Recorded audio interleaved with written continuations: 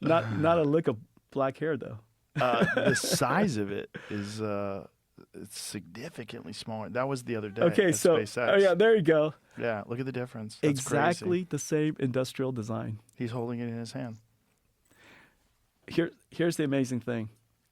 DGX-1 was 1 petaflops. Okay, that's a lot of flops. And DGX Spark is 1 petaflops. 9 years later, Wow. the same amount of computing horsepower In a much smaller. shrunken down. Yeah. And instead of $300,000, it's now $4,000. And it's the size of a small book. Incredible. Crazy. That's Yeah. how technology moves. Anyways, that's the reason why I wanted to give him the first one. It's so Because I gave him the first one 2016. it's so fascinating. I mean, if you wanted to make a story for a film, I mean, that would be the story. That like, what better scenario if it really does become a digital life form? How funny would it be that it is birthed out of the desire for computer graphics for video games? Exactly. Isn't it kind of crazy? It's kind of crazy. Yeah. Kind of crazy when you think about it that way, because Well, it turns perfect out origin story. computer graphics was one of the hardest supercomputer problems. Generating reality is And hard. also one of the most profitable to solve because computer games are so popular. When NVIDIA started in 1993, we were trying to create this new computing approach. The question is, what's the killer app? And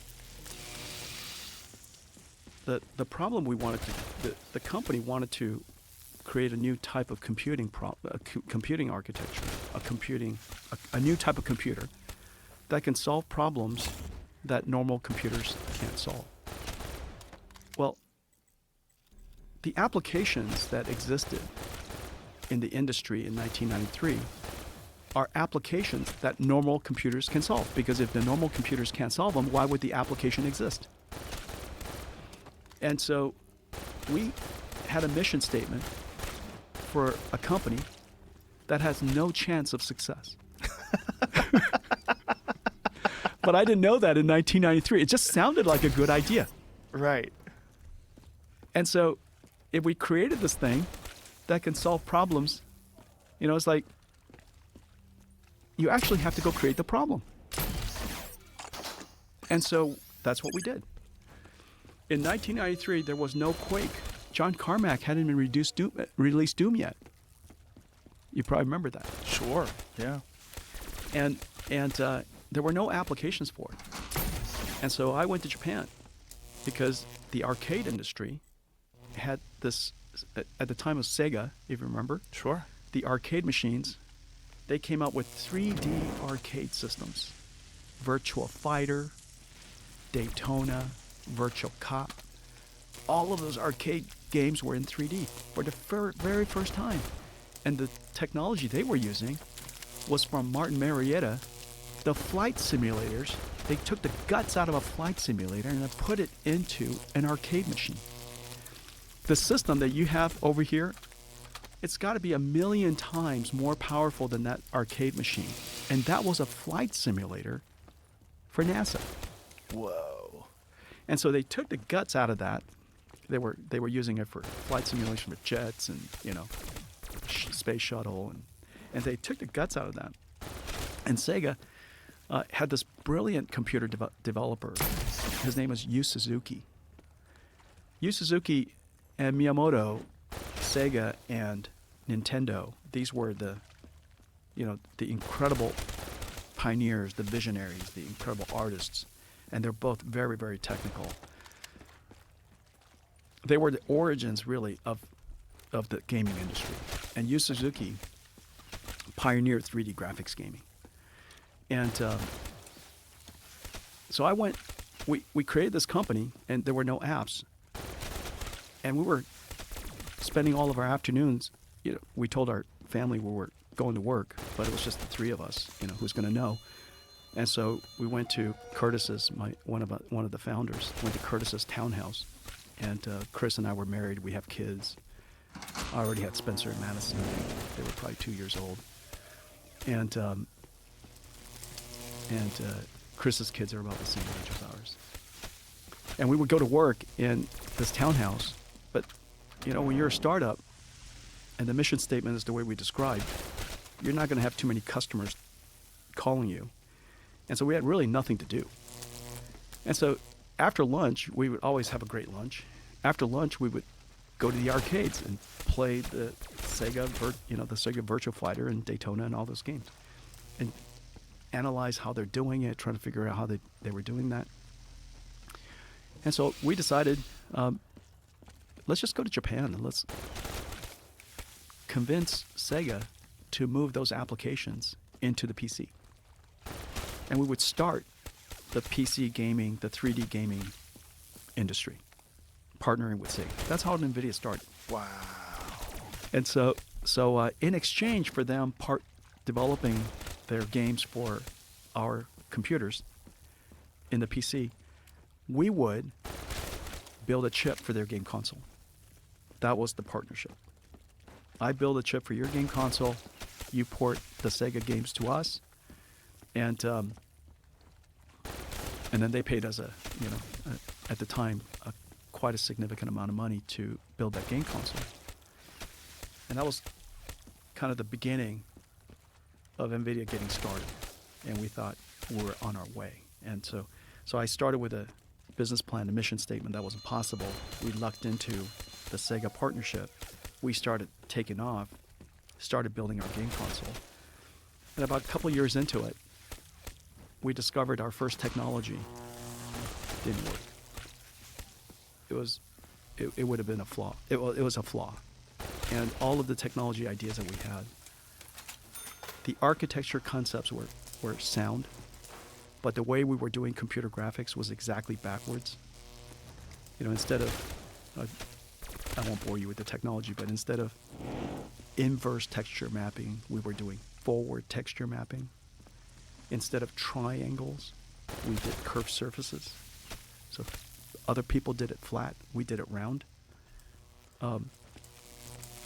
Other technology, the technology that ultimately won, the technology we use today, has Z buffers. It automatically sorted. We had an architecture with no Z buffers. The application had to sort it. And so we chose a bunch of technology approaches that three major technology choices, all three choices were wrong. Okay, so this is how incredibly smart we were. And so, in 1995, mid-95, we realized we were going down the wrong path. Meanwhile,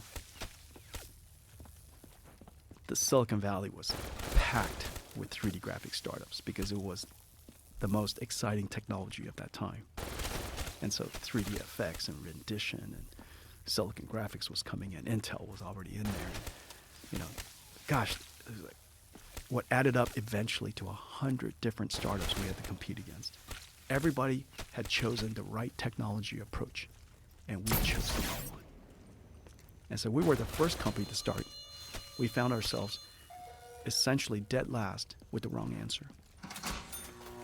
And so the company was in trouble. And ultimately, we had to make several decisions. The first decision is, well, if we change now, we will be the last company. And even if we changed into the technology that we believe to be right, we'd still be dead. And so that argument, do we change and therefore be dead? Don't change and make this technology work somehow? Or go do something completely different? That question stirred the company strategically and was a hard question. I eventually, advocated for, we don't know what the right strategy is, but we know what the wrong technology is. So let's stop doing it the wrong way, and let's give ourselves a chance to go figure out what the strategy is. The second problem we had was our company was running out of money, and I was in a contract with Sega, and I owed them this game console. And if that contract would have been canceled, we'd be dead. We would have vaporized instantly. And so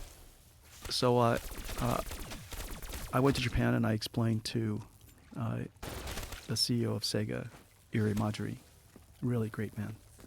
He was the former CEO of Honda USA, went back to Sega to run Sega, went back to Japan to run Sega.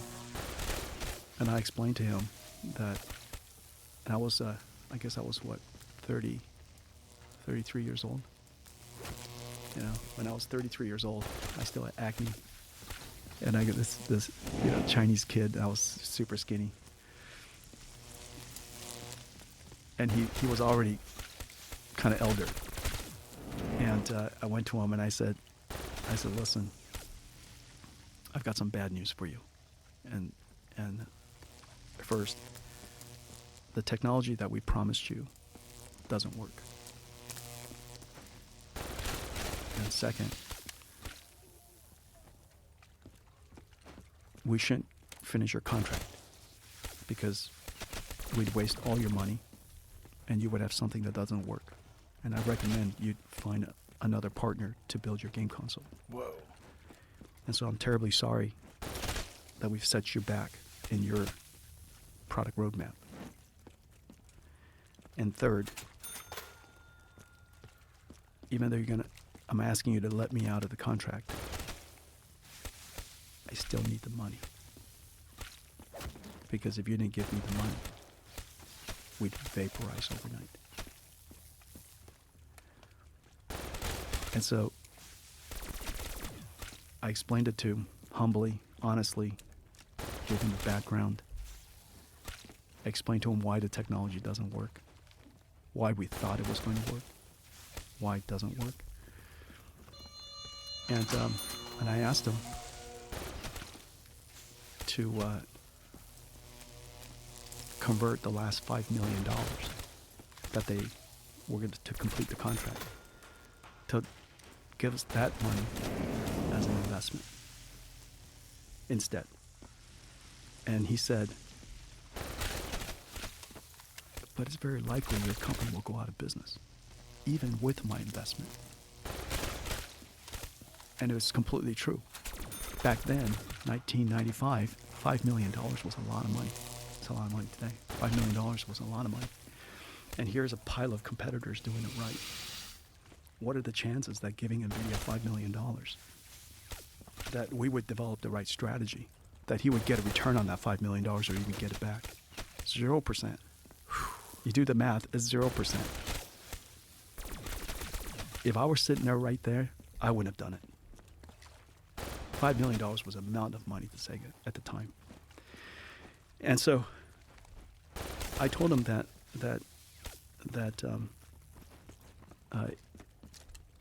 if you invested that $5 million in us, it is most likely to be lost.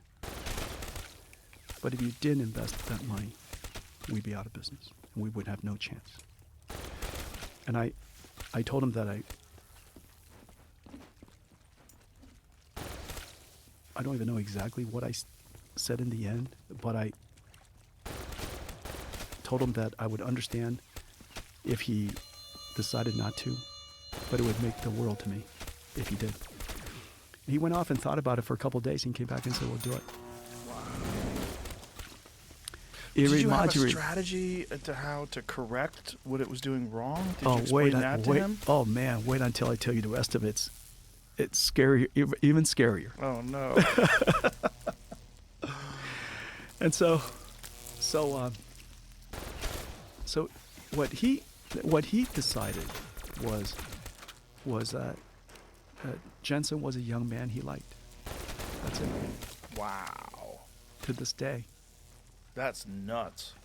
Boy, but the world owes that guy. No doubt. Right? Like No what? doubt. Well, he celebrated today in Japan. And if he would have kept that the investment, I think it'd be worth probably about $1 trillion today. I know. But the moment we went public, they sold it. They goes, wow, that's a miracle. And so wow. They sold it. Yeah, they sold it at NVIDIA valuation about $300 million. That's our IPO valuation, $300 million. Wow. And so anyhow, I was incredibly grateful. And then now we had to figure out what to do, because we still were doing the wrong strategy, wrong technology. So unfortunately, we had to lay off most of the company. We shrunk the company all back. All the people working on the game console, we had to shrink it all back.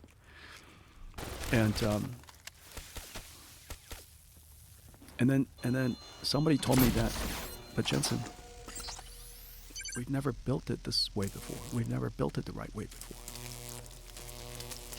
We've only known how to build it the wrong way. And so nobody in the company knew how to build this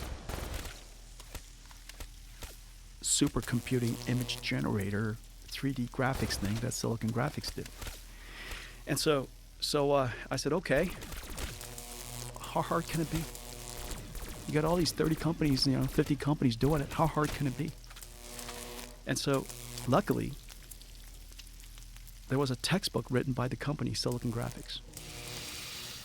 And so I went down to the store. I had $200 in my pocket, and I bought 3 textbooks, the only 3 they had, $60 a piece.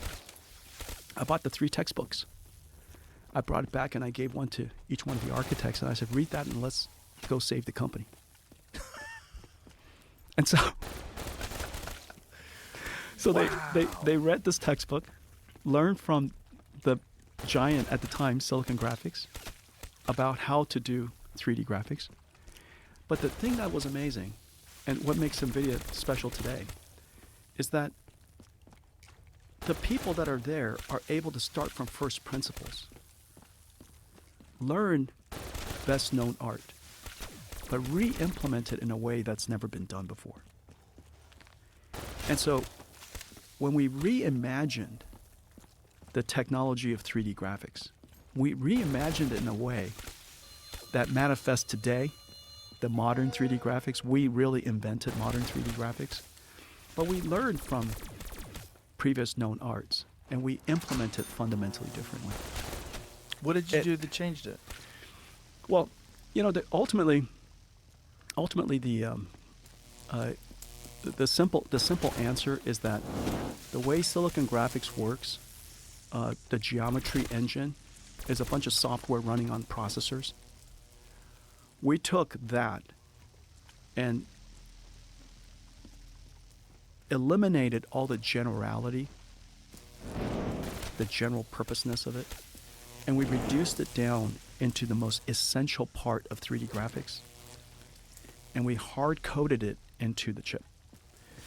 And so instead of something general purpose, we hard-coded it very specifically into just the limited applications, limited functionality necessary for video games. And that capability, and because we reinvented a whole bunch of stuff, it supercharged the capability of that one little chip. And our one little chip was generating images as fast as a $1 million image generator. That was the big breakthrough. We took $1 million thing and we put it into the graphics card that you now put into your gaming PC. And that was our big invention. And of course the question is how do you compete against these 30 other companies doing what they were doing? And there we did several things. One, instead of building a 3D graphics chip for every 3D graphics application, we decided to build a 3D graphics chip for one application. We bet the farm on video games. The needs of video games are very different than the needs for CAD, needs for flight simulators. They're related but not the same. And so we narrowly focused our problem statement so I could reject all of the other complexities, and we shrunk it down into this one little focus, and then we supercharged it for gamers. And then the second thing that we did was we created a whole ecosystem of working with game developers and getting their games ported and adapted to our silicon so that we could turn essentially what is a technology business into a platform business, into a game platform business. So GeForce is really Today, it's also the most advanced 3D graphics technology in the world. But a long time ago, GeForce is really the game console inside your PC. It's, it runs Windows, it runs Excel, it runs PowerPoint, of course. Those are easy things. But its fundamental purpose was simply to turn your PC into a game console. So we were the first technology company to build all of this incredible technology in service of one audience, gamers. Now, of course, in 1993, the gaming industry didn't exist. But by the time that John Carmack came along and the Doom phenomenon happened and then Quake came out, as you know, that entire Changed the world. that entire community, boom, took off. Do you know where the name Doom came from? Mm-mm. It came from this. There's a scene in the movie The Color of Money, where Tom Cruise, who's this elite pool player, shows up at this pool hall, and this local hustler says, "What do you got in the case?" And he opens up this case. He has a special pool cue. He goes in here, and he opens it up. He goes, Doom. And that's where it came from. Is that right? Yeah, because Carmack said that's what they wanted to do to the gaming industry. Doom. That when Doom came out, it would just be everybody be like, "Oh, we're fucked. Oh, wow. This is Doom." That's awesome. Isn't that amazing? That's amazing. Because it's the perfect name for the game. Yeah. And yeah. the name came out of that scene in that movie. That's right. Well, and then, of course, Tim Sweeney and Epic Games and the 3D gaming genre took off. Yes. And so it just kind of, in the beginning, was no gaming industry. We had no choice but to focus the company on one thing. That one thing. It's a really incredible origin story. It's amazing. Like, you must be like, look started back. with a disaster is That what. $5 million, that pivot with that conversation with that gentleman, if he did not agree to that, if he did not like you, what would the world look like today? That's crazy. Oh, wait. Then our entire life hung on another gentleman. And so now, here we are, we built, so before GeForce it was Reba 128. Reba 128 saved the company. It revolutionized computer graphics, the performance, cost-performance ratio of 3D graphics for gaming was off the charts amazing. And we're getting ready to ship it. We're building it, but we're so, as you know, $5 million doesn't last long, and so every single month, we were drawing down. You have to build it, prototype it. You have to design it, prototype it, get the silicon back, which costs a lot of money. Test it with software. Because without the software testing the chip, you don't know the chip works. And then you're going to find a bug, probably. Because every time you test something, you find bugs. Which means you have to tape it out again. Which is more time, more money. And so we did the math. There was no chance somebody was going to survive it. We didn't have that much time to tape out a chip, send it to a foundry, TSMC, get the silicon back, test it, send it back out again. There was no shot, no hope. And so the math, the spreadsheet doesn't allow us to do that. And so I heard about this company, and this company built this machine. And this machine is an emulator. You could take your design, all of the software that describes the chip, and you could put it into this machine, and this machine will pretend it's our chip. So I don't have to send it to the fab, wait until the fab sends it back, test. I could have this machine pretend it's our chip, and I could put all of the software on top of this machine called an emulator and test all of the software on this pretend chip, and I could fix it all before I send it to the fab. And if I could do that, when I send it to the fab, it should work. Nobody knows, but it should work. And so we came to the conclusion that let's take half of the money we had left in the bank. At the time, it was about $1 million. Take half of that money and go buy this machine.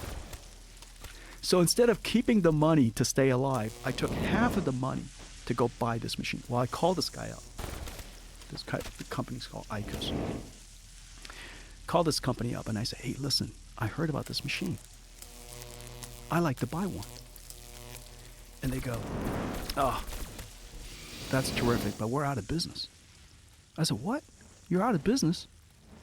He goes, yeah, we have no customers. And I said, wait, hang on a second. So you never made the machine?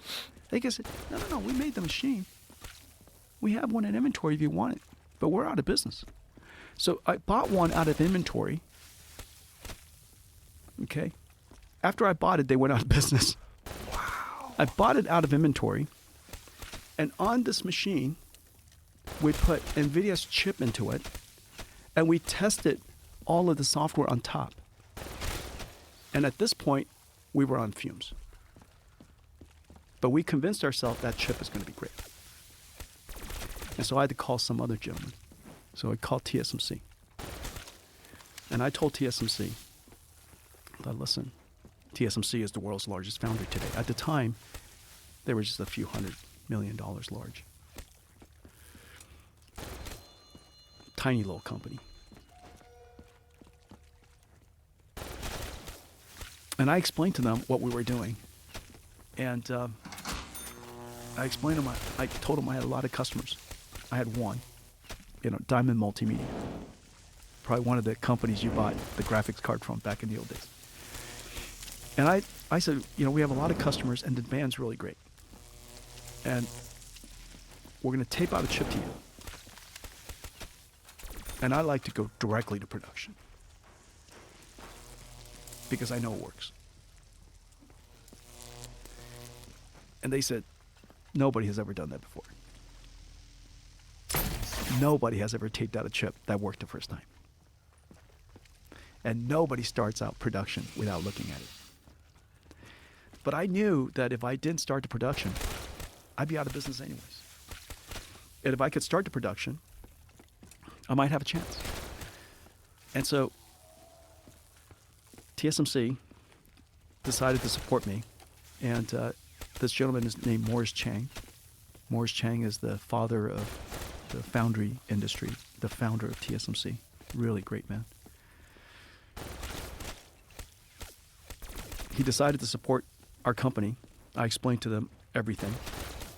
He decided to support us, frankly, probably because they didn't have that many other customers anyhow. But they were grateful, and I was immensely grateful. And as we were starting the production, Morris flew to the United States, and he didn't so many words ask me so, but he asked me a whole lot of questions that was trying to tease out, do I have any money? But he didn't directly ask me that, And so the truth is that we didn't have all the money. But we had a strong PO from the customer.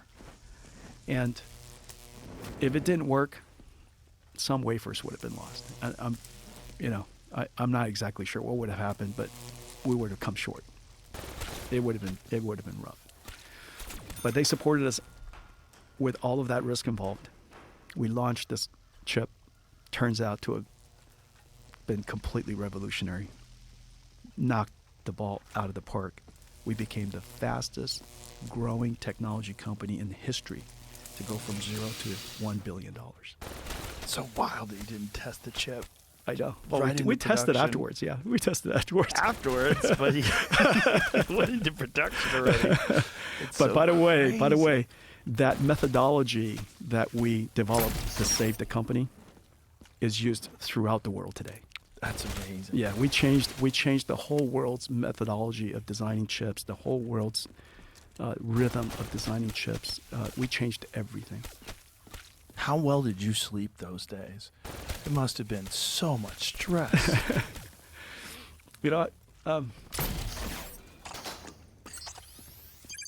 What is that feeling where the world just kind of feels like it's flying? You have this. What do you call that feeling? You can't stop the feeling that everything's moving super fast, and and you're just laying in bed, and the world just feels like, you feel deeply anxious, completely out of control. I've felt that probably a couple of times in my life. It's during that time. Wow. Yeah, it was incredible. What an incredible success story. But I learned a lot. I learned several things. I learned how to develop strategies. I learned how to, and when our company learned how to develop strategies. What are winning strategies? We learned how to create a market. We created the modern 3D gaming market. We learned how, and so that exact same skill is how we created the modern AI market. It's exactly the same. Wow. Yeah, it's exactly the same skill, exactly the same blueprint. And we learned how to deal with crisis, how to stay calm, how to think through things systematically. We learned how to remove all waste in the company and work from first principles and doing only the things that are essential. Everything else is waste because we have no money for it. To live on fumes at all times. And the feeling, no different than the feeling I had this morning when I woke up, that you're going to be out of business soon. That the phrase 30 days from going out of business, I've used for 33 years. Because, you still feel that? Oh yeah. Really? Every morning. But you guys are one of the biggest companies on planet Earth. But the feeling doesn't change. Wow. The sense of vulnerability, the sense of uncertainty, the sense of insecurity, it doesn't leave you. That's crazy. We had nothing. We were And dealing you still with giant. feel that? Oh yeah. Every day, every moment. Do you think that fuels you? Is that part of the reason why the company's so successful? That you have that hungry mentality? That you never rest. You're never sitting on your laurels. You're always on the edge. I have a greater drive from not wanting to fail than the drive of wanting to succeed. Isn't that like success coaches would tell you that's completely the wrong psychology? The world has just heard me say that out loud for the first time. But it's true. Well, that's so fascinating. The fear of failure drives me more than the greed or whatever it is. Well, ultimately, that's probably a more healthy approach. Now that I'm thinking about it. Because, like, the fear... I'm not ambitious, for example. I just want to stay alive, Joe. I want the company to thrive, I want us to make an impact. That's interesting. Yeah. Well, maybe that's why you're so humble. Maybe that's what keeps you grounded, Because with the kind of spectacular success the company's achieved, it would be easy to get a big head. No. Right? But isn't that interesting? It's like if you were the guy that your main focus is just success, you probably would go, well, made it, nailed it, I'm the man. Drop the mic. Instead, you wake up, you're like, God, we can't fuck this up. No, exactly. Every morning. No, every moment. That's crazy. Before I go to bed. Well, listen, if I was a major investor in your company, that's what I'd want running it. I'd want a guy who's terrified of... Yeah. That's what I work. That's why I work 7 days a week. Every moment I'm awake. You work every moment Every you're awake? moment I'm awake. Wow. I'm thinking about solving a problem. I'm thinking about... How long can you keep this up? I don't know, but so could be next week. Sounds exhausting. It is exhausting. It sounds completely exhausting. Always in a state of anxiety. Wow. Yeah, always in a state of anxiety. Well, kudos to you for admitting that. I think that's important for a lot of people to hear because, there's probably some young people out there that are in a similar position to where you were when you were starting out that just feel like, all those people that have made it, they're just smarter than me, and they had more opportunities than me, and it's just like it was handed to them, or they're just in the right place at the right time. And Joe, I just described to you somebody who didn't know what was going on, actually did it wrong. yeah, Yeah, and And- the ultimate diving catch like 2 or 3 times. crazy. Yeah. The ultimate diving catch is the perfect way to put it. You It- know, it's just like the edge of your glove. It probably bounced off of somebody's helmet and landed at the edge. God, that's incredible. It's incredible, but it's really cool that you have this perspective, that you look at it that way. Because, you know, a lot of people that have delusions of grandeur, or they have, you know, And inflated. their rewriting of history oftentimes had them somehow extraordinarily smart, and they were Right. geniuses, and they knew Right. all along, and they were spot on. The business plan was exactly what they thought, and Yeah. they destroyed the competition, and and they emerged victorious. Meanwhile, No. you're like, I'm scared every day. Exactly. Exactly. It's so funny. Oh my God, that's amazing. It's so true, though. It's amazing. It's so true. It's Yeah. amazing. Well, but I think there's nothing inconsistent with being a leader and being vulnerable. The company doesn't need me to be a genius, right all along, right all the time, absolutely certain about what I'm trying to do and what I'm doing. The company doesn't need that. The company wants me to succeed. The thing that, and we started out today talking about President Trump, and I was about to say something. And listen, he is my president. He is our president. We should all, and we're talking about just because it's President Trump, we all want him to be wrong. I think the United States, we all have to realize he is our president. We want him to succeed because No matter who's president, That's we should have right. that attitude. Yeah. That's right. Yeah. We want him to succeed. We need to help him succeed because it helps everybody, all of us succeed. And I'm lucky that I work in a company where I have 40,000 people who wants me to succeed.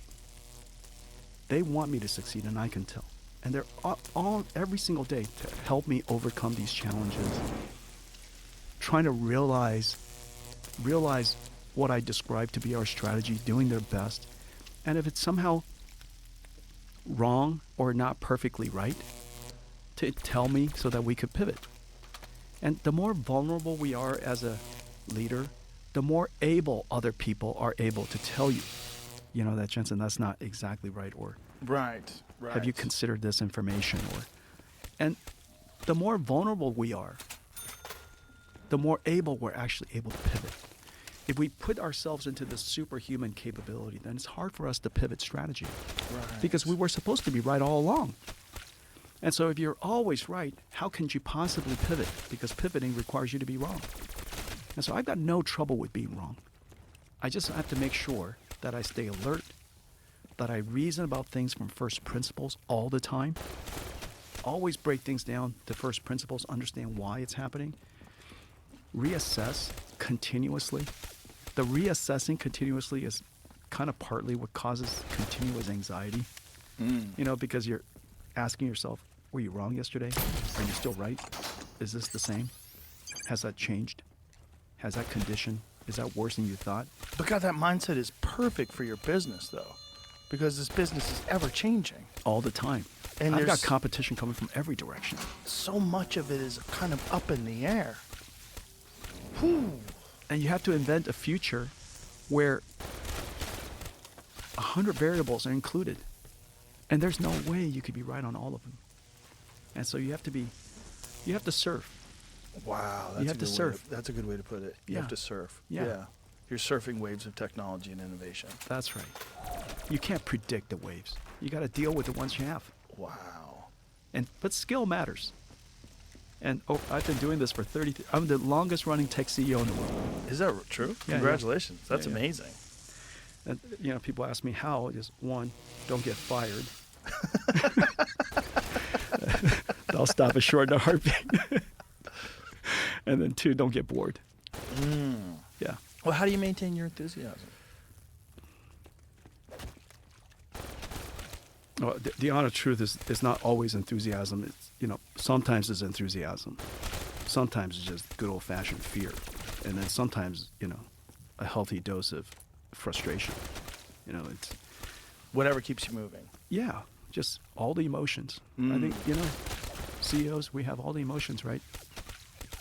And so probably jacked up to the maximum because you're kind of feeling it on behalf of the whole company. I'm feeling it on behalf of everybody at the same time. And it kind of, it encapsulates into somebody. And so I have to be mindful of the past. I have to be mindful of the present. I have to be mindful of the future. And, it can't, it's not without emotion.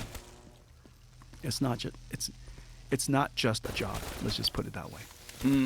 It doesn't seem like it at all. I would imagine one of the more difficult aspects of your job currently, now that the company is massively successful, is anticipating where technology is headed and where the applications are going to be. Yeah. So how do you try to map that out? Yeah, there's a whole bunch of ways, and it takes a whole bunch of things. But let me just start. You have to be surrounded by amazing people, and NVIDIA is now. If you look at the large tech companies in the world today, most of them have a business in advertising or social media or content distribution, and at the core of it is really fundamental computer science. And so the company's business is not computers. The company's business is not technology. Technology drives the company. NVIDIA is the only company in the world that's large whose only business is technology. We only build technology. We don't advertise. The only way that we make money is to create amazing technology and sell it. And so to be NVIDIA today, the number one thing is you're surrounded by the finest computer scientists in the world. And that's my gift.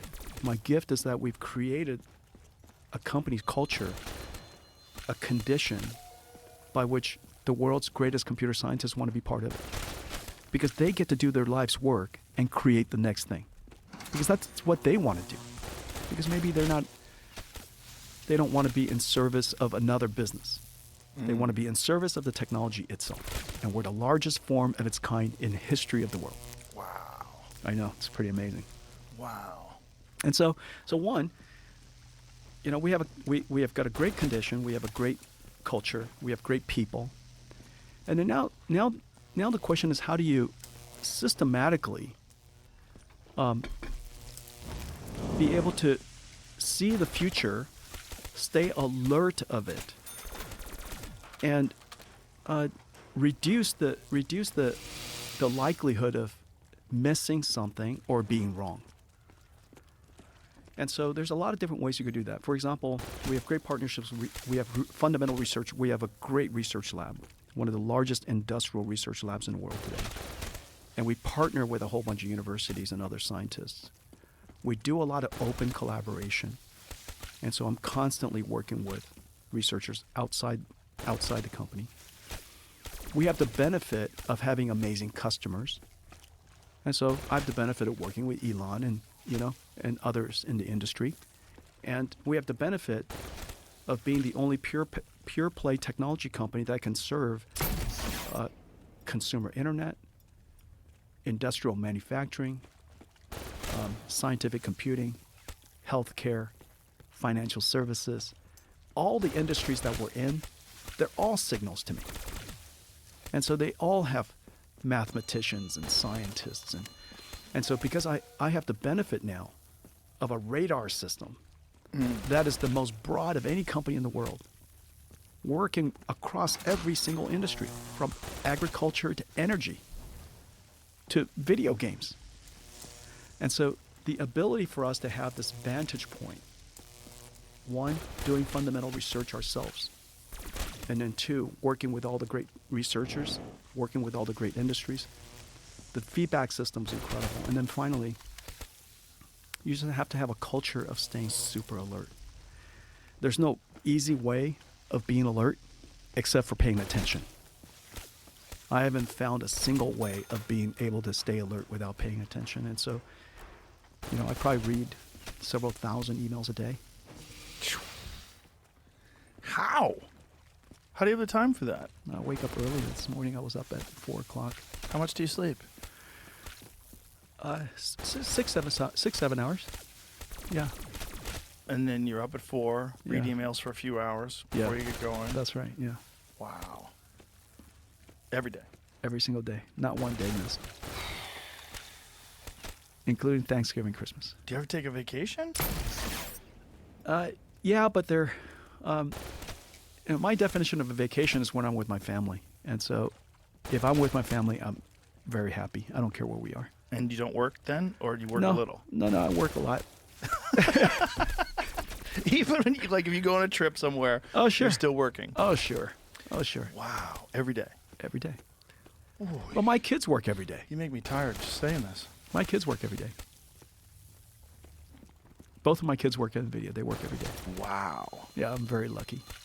Wow. Yeah. It's brutal now because, it's just me working every day. Now we have 3 people working every day, and they want to work with me every day. And so it's a lot of work. Well, you've obviously imparted that ethic into them. They that work ethic. incredibly hard. I mean, there's Unbelievable. there's But no my other- parents work incredibly hard. Yeah. I was born with the work gene, the suffering gene. Well, listen, man, it has paid off. What a crazy story. It's really an amazing origin story. It really, it has to be kind of surreal to be in the position that you're in now when you look back at how many times that it could have fallen apart and humble beginnings. But Joe, it's a great country. I'm an immigrant. My parents sent my older brother and I here first. We're in Thailand. I was born in Taiwan, but my dad had a job in Thailand. He was a chemical and instrumentation engineer, incredible engineer. And his job was to go start an oil refinery. And so we moved to Thailand, lived in Bangkok. And in 1973, 1974 timeframe, how Thailand every so often they would just have a coup. The military would have an uprising. And all of a sudden one day there were tanks and soldiers in the streets. And my parents thought, probably isn't safe for the kids to be here. And so they contacted my uncle. My uncle lives in Tacoma, Washington. And we had never met him. And my parents sent us to him. How old were you? I was about to turn 9, and my older brother almost turned 11. And so the 2 of us came to the United States, and we stayed with our uncle for a little bit while he looked for a school for us. And my parents didn't have very much money, and they'd never been to the United States. My father was. I'll tell you that story in a second. And so my uncle found a school that would accept foreign students and affordable enough for my parents. And that school turns out to have been in Oneida, Kentucky, Clark County, Kentucky, the epicenter of the opioid crisis today. Coal country. Clark County, Kentucky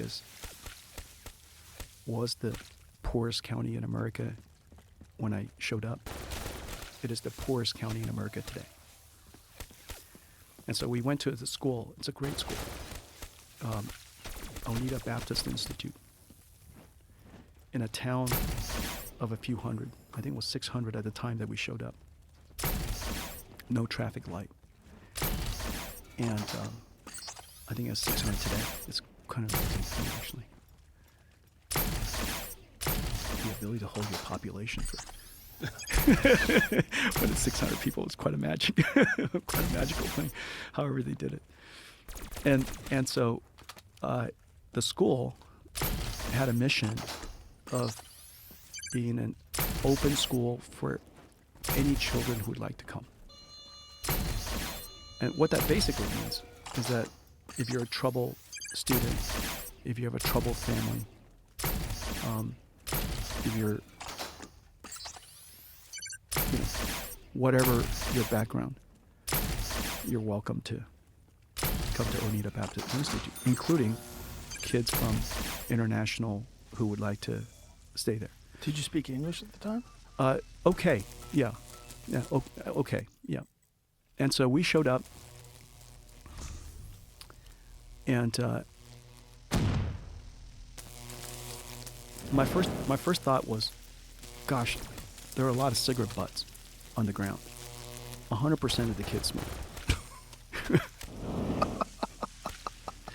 So right away, you know this is not a normal school. 9-year-olds? No, I was the youngest kid. Okay. 11-year-olds. My roommate was 17 years old. Wow. Yeah, he just turned 17, and he was jacked. And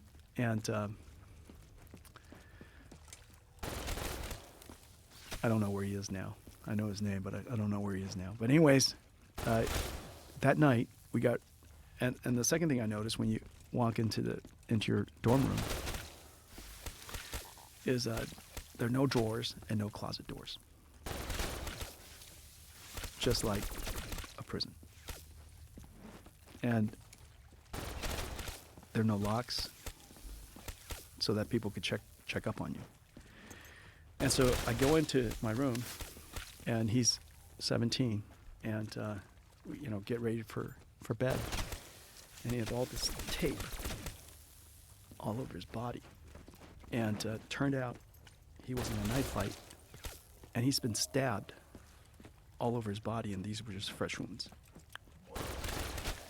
And the other kids were hurt much worse. And so he was my roommate, the toughest kid in school, and I was the youngest kid in school. It was a junior high, but they took me anyways, because if I walked about a mile across the Kentucky River, the Swing Bridge, the other side is a middle school that I could go to, and then I can go to that school, and then come back, and then I stay in the dorm. And so basically, Oneida Baptist Institute was my dorm when I went to this other school. My older brother went to the junior high, and so we were there for a couple of years. Every kid had chores. My older brother's chore was to work in the tobacco farm. So they raised tobacco so that they could raise some extra money for the school, kind of like a penitentiary. Wow. And my job was just to clean the dorm. And so I was 9 years old. I was cleaning toilets and for a dorm of 100 boys. I cleaned more bathrooms than anybody. And I just wish that everybody was a little bit more careful, But anyways, I was the youngest kid in school. My memories of it was really good. But it was a tough town. Sounds like Yeah, town kids, everybody had knives. Oof. Everybody had knives. Everybody smoked. Everybody had a Zippo lighter. I smoked for a week. Did you? Oh, yeah, sure. How old were you? I was 9, yeah. When you 9. You're Yeah. 9, you tried smoking. Yeah, I got myself a pack of cigarettes. Everybody else did. Did you get sick? No, I got used to it, and I learned how to blow smoke rings, and breathe out in my nose, take it in out through my nose. Those are all the different things that you learn. Yeah, At 9. yeah, Wow. You just did it to fit in, or it looked yeah, cool? because everybody else did it. Right. Yeah, and then I did it for a couple of weeks, I guess, and I just rather have. I had a quarter, I had a quarter a month or something like that. I just rather buy popsicles and fudgesicles with it. I was 9, Right. I chose the better path. Wow. That was our school, and then my parents came to the United States 2 years later, and we met them in Tacoma, Washington. That's wild. It was a really crazy experience. What a strange, formative experience. And again, I'm gonna tough die. Thailand to one of the poorest places in America, or if not the poorest, as a 9-year-old. That was my By first yourself, experience. Yeah, with your brother. Wow. yeah. No, I used to remember, and what breaks my heart, Probably the only thing that really breaks my heart about that experience was, so we didn't have enough money to make, international phone calls every week. And so my parents gave us this tape deck, this Iowa tape deck, and a tape. And so every month we would sit in front of that tape deck, and my older brother Jeff and I, the two of us would just tell them what we did the whole month. Wow. And we would send that tape by mail. And my parents would take that tape and record back on top of it and send it back to us. Wow. Could you imagine if for 2 years, if that tape still existed of these two kids just describing their first experience with the United States? Like, I remember telling my parents that I joined the swim team, and my roommate was really buff, and so every day we spent a lot of time in the gym. And so every night, 100 push-ups, 100 sit-ups, every day in the gym. So I was 9 years old. I was pretty buff. And I'm pretty fit. And so I joined the soccer team, I joined the swim team, because if you join the team, they take you to meets, and then afterwards you get to go to a nice restaurant. And that nice restaurant was McDonald's.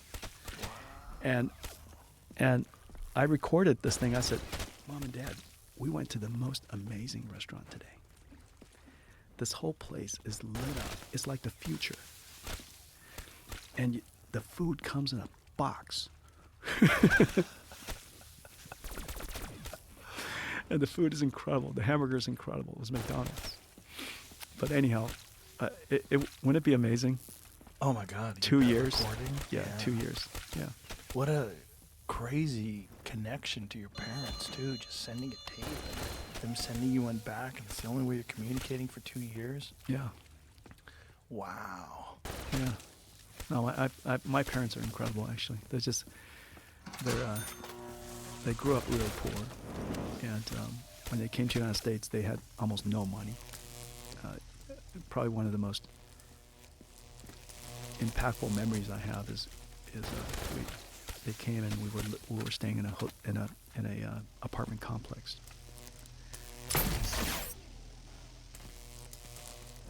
And they had just back in the, I guess people still do, rent a bunch of furniture. And we were messing around. And we bumped into the coffee table and crushed it. It was made out of particle wood, and we crushed it. And I just still remember the look on my mom's face, because they didn't have any money and she didn't know how she was going to pay it back.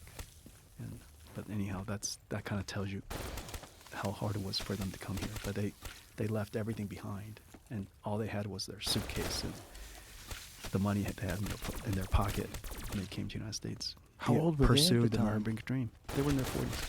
Wow. Yeah, late 30s. Pursued the American dream. This is the American dream. I'm the first generation of the American dream. Wow.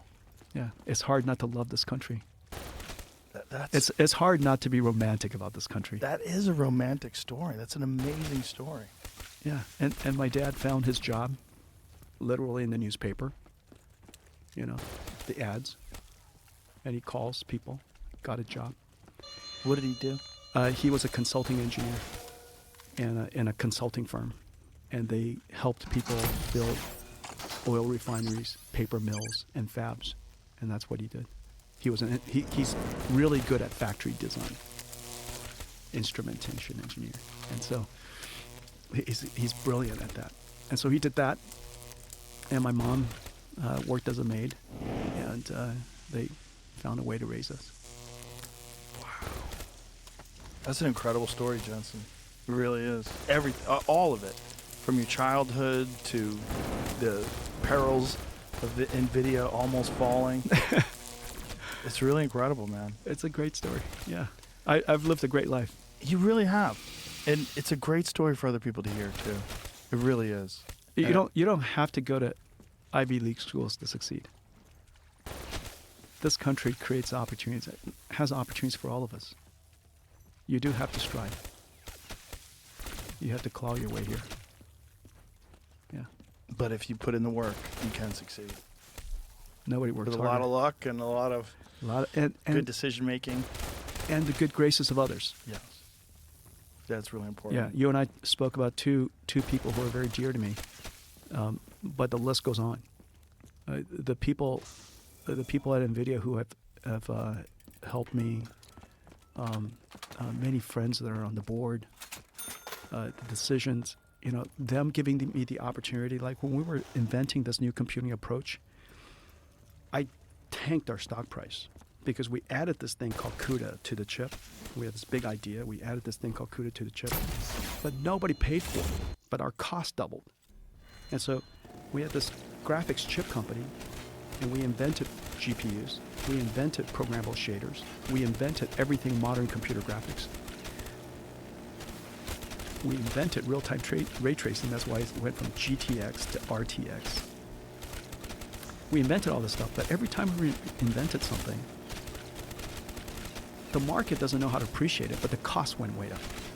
And in the case of CUDA that enabled AI, the cost increased a lot.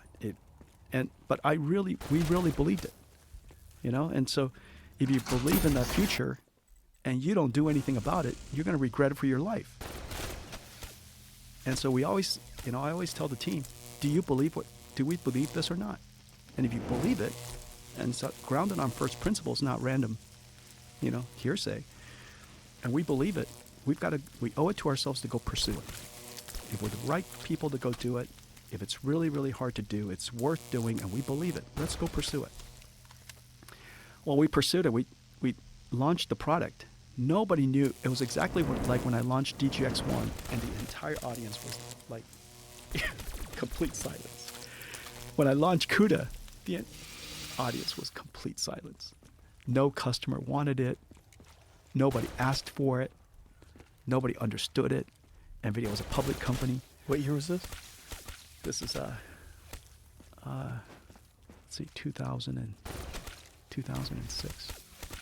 20 years ago. 2005. Wow.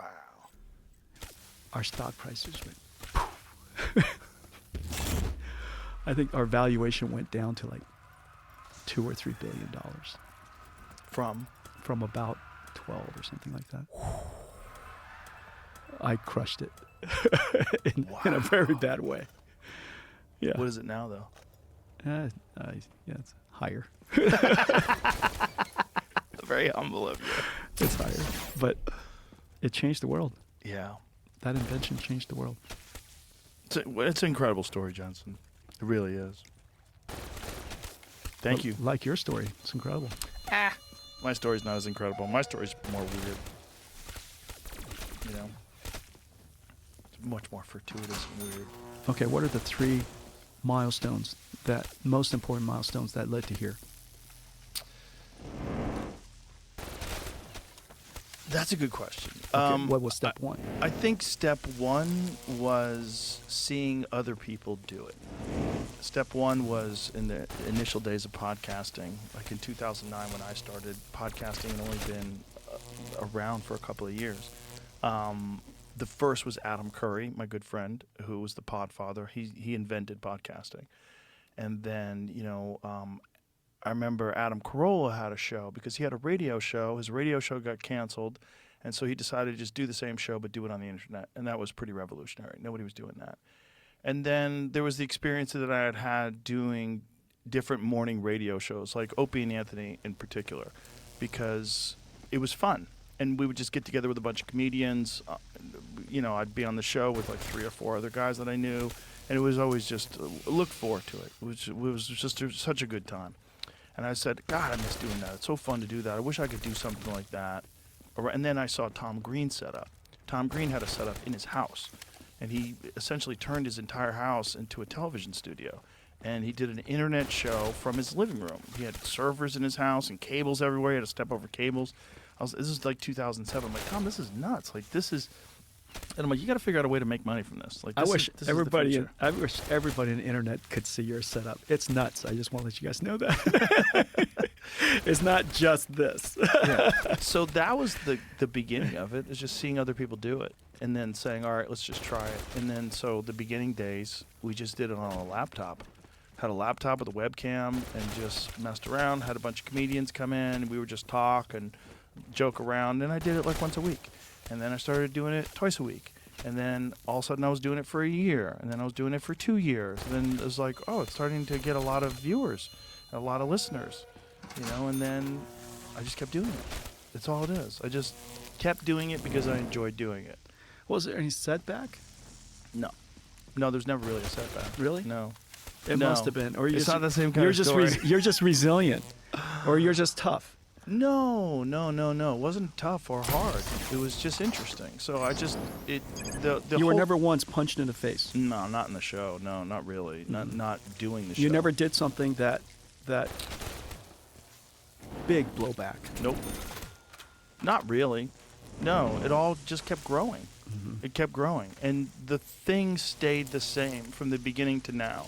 And the thing is, I enjoy talking to people. I've always enjoyed talking to interesting I could even people. tell just when we walked in, the way you interacted with everybody, not just me. Yeah, that's It's- cool. People That's are cool. Yeah, that's cool. It's an amazing gift to be able to have so many conversations with so many interesting people, because it changes the way you see the world, because you see the world through so many different people's eyes.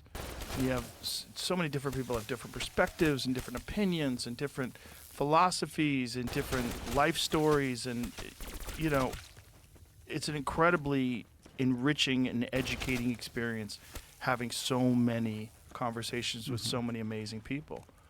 And that's all I started doing, and that's all I do now. Even now, when I book the show, I do it on my phone, and I basically go through this giant list of emails of all the people that want to be on the show or that request to be on the show. And then I factor in another list that I have of people that I would like to get on the show that I'm interested in, and I just map it out. And that's it. And I go, ooh, I'd like to talk to him. If it wasn't because of President Trump, I wouldn't have been bumped up on that list. No, I wanted to talk to you already. I just think, what you're doing is very fascinating. I mean, how would I not want to talk to you? And then today, it proved to be absolutely the right decision. Well, listen, it's strange to be an immigrant one day, going to Oneida Baptist Institute with the students that were there, and then here, NVIDIA is one of the most consequential companies in the history of companies. It is a crazy story. It has to be. Yeah, strange for you. journey is, Yeah. And it's very humbling, and I'm very grateful. It's pretty We're amazing, man. surrounded by amazing people. You're very fortunate, and you seem very happy, and you seem like you're 100% on the right path in this life. Everybody says you must love your job. Not every day. That's not. That's You know what I'm part saying? of Yeah. the beauty of everything. Yeah. Is that there's ups and downs. That's It's like- right. It's never just like this giant dopamine high. We leave this impression. Here's an impression I don't think is healthy. People who are successful leave the impression often that our job gives us great joy. I think largely it does. That our jobs, we're passionate about our work. And that passion relates to it's just so much fun. I think it largely is. But it distracts from, in fact, a lot of success comes from really, really hard work. Yes. There's Yeah. long periods of suffering and loneliness and uncertainty and fear and embarrassment and humiliation, all of the feelings that we most not love. That creating something from the ground up, and Elon will tell you something similar. Very difficult to invent something new. Yeah. And people don't believe you all the time. You're humiliated often, disbelieved most of the time. And so people forget that part of success, and And I don't think it's healthy. I think it's good that we pass that forward and let people know that it's just part of the journey. Yes. The And then suffering is part of the journey. you will appreciate it so much. These horrible feelings that you have when things are not going so well, you will appreciate it so much more when they do go well. Deeply grateful. Yeah. Yeah. Deep pride. Incredible pride. Incredible gratefulness and surely incredible memories. Absolutely. Jensen, thank you so much for being here. This was really fun. I really enjoyed it, and your story is just absolutely incredible and very inspirational, and I think it really is the American dream. It is the American It dream. really is. Thank you so much. Thank you, Jim. All right. Bye, everybody.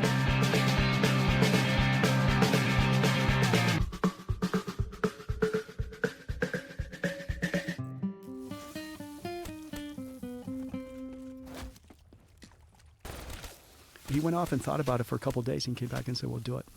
Wow. Iri Did you have a Madhuri. strategy to how to correct what it was doing wrong? Did you Oh, explain that to him? Oh man, wait until I tell you the rest of it.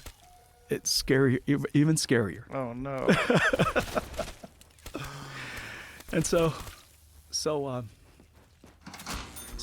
what he decided was Jensen was a young man he liked. That's it. Wow. To this day, That's nuts. I was Boy, but the world owes that guy, no doubt. right? No Like, what doubt. a, Well, he celebrated today in Japan. And if he would have kept that the investment, I think it'd be worth probably about $1 trillion today.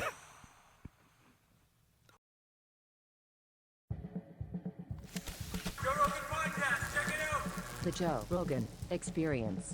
Train by day, Joe Rogan podcast by night, all day.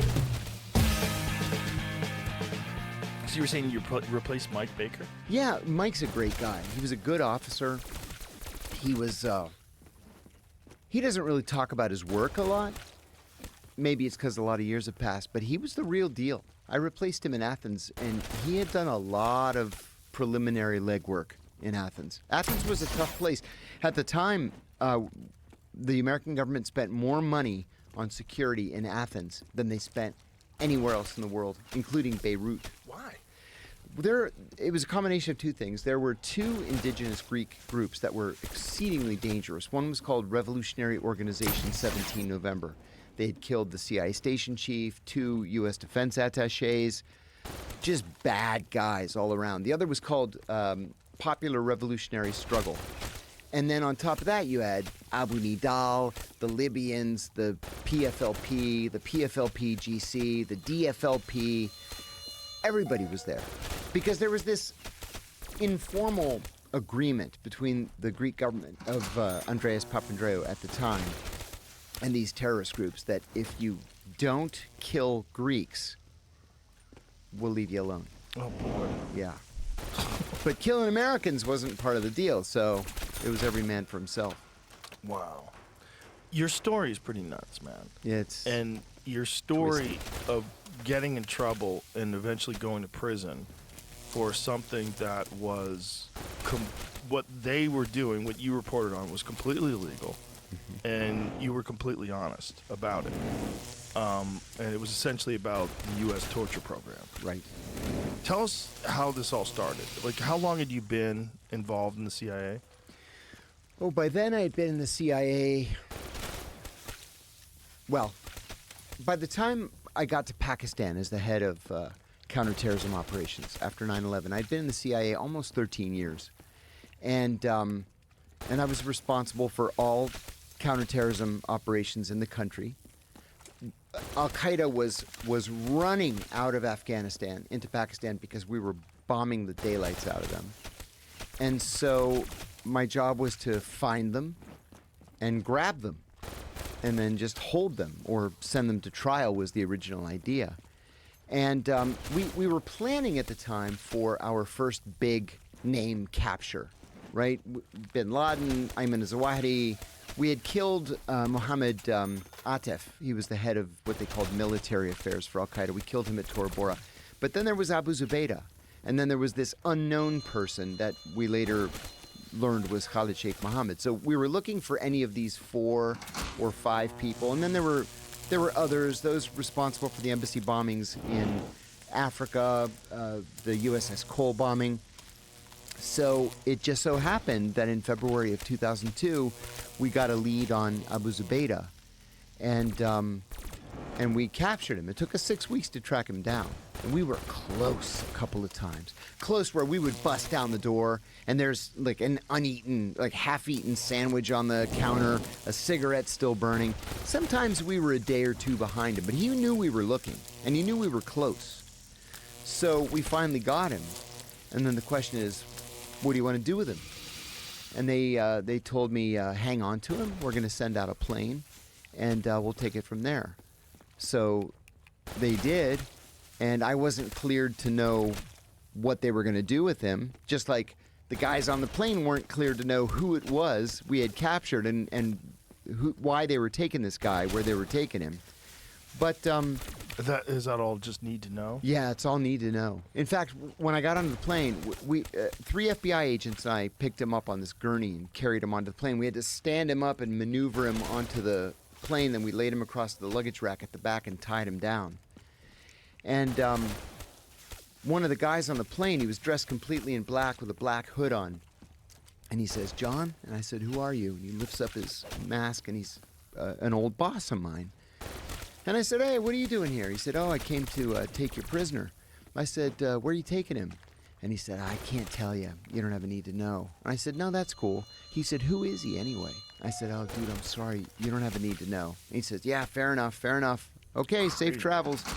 And then, your job is to take him from point A to point B, not to become his friend and, get his Right. family story. Just like my job is to catch him and hand him over to the next guy, and it's none of my business where he's going.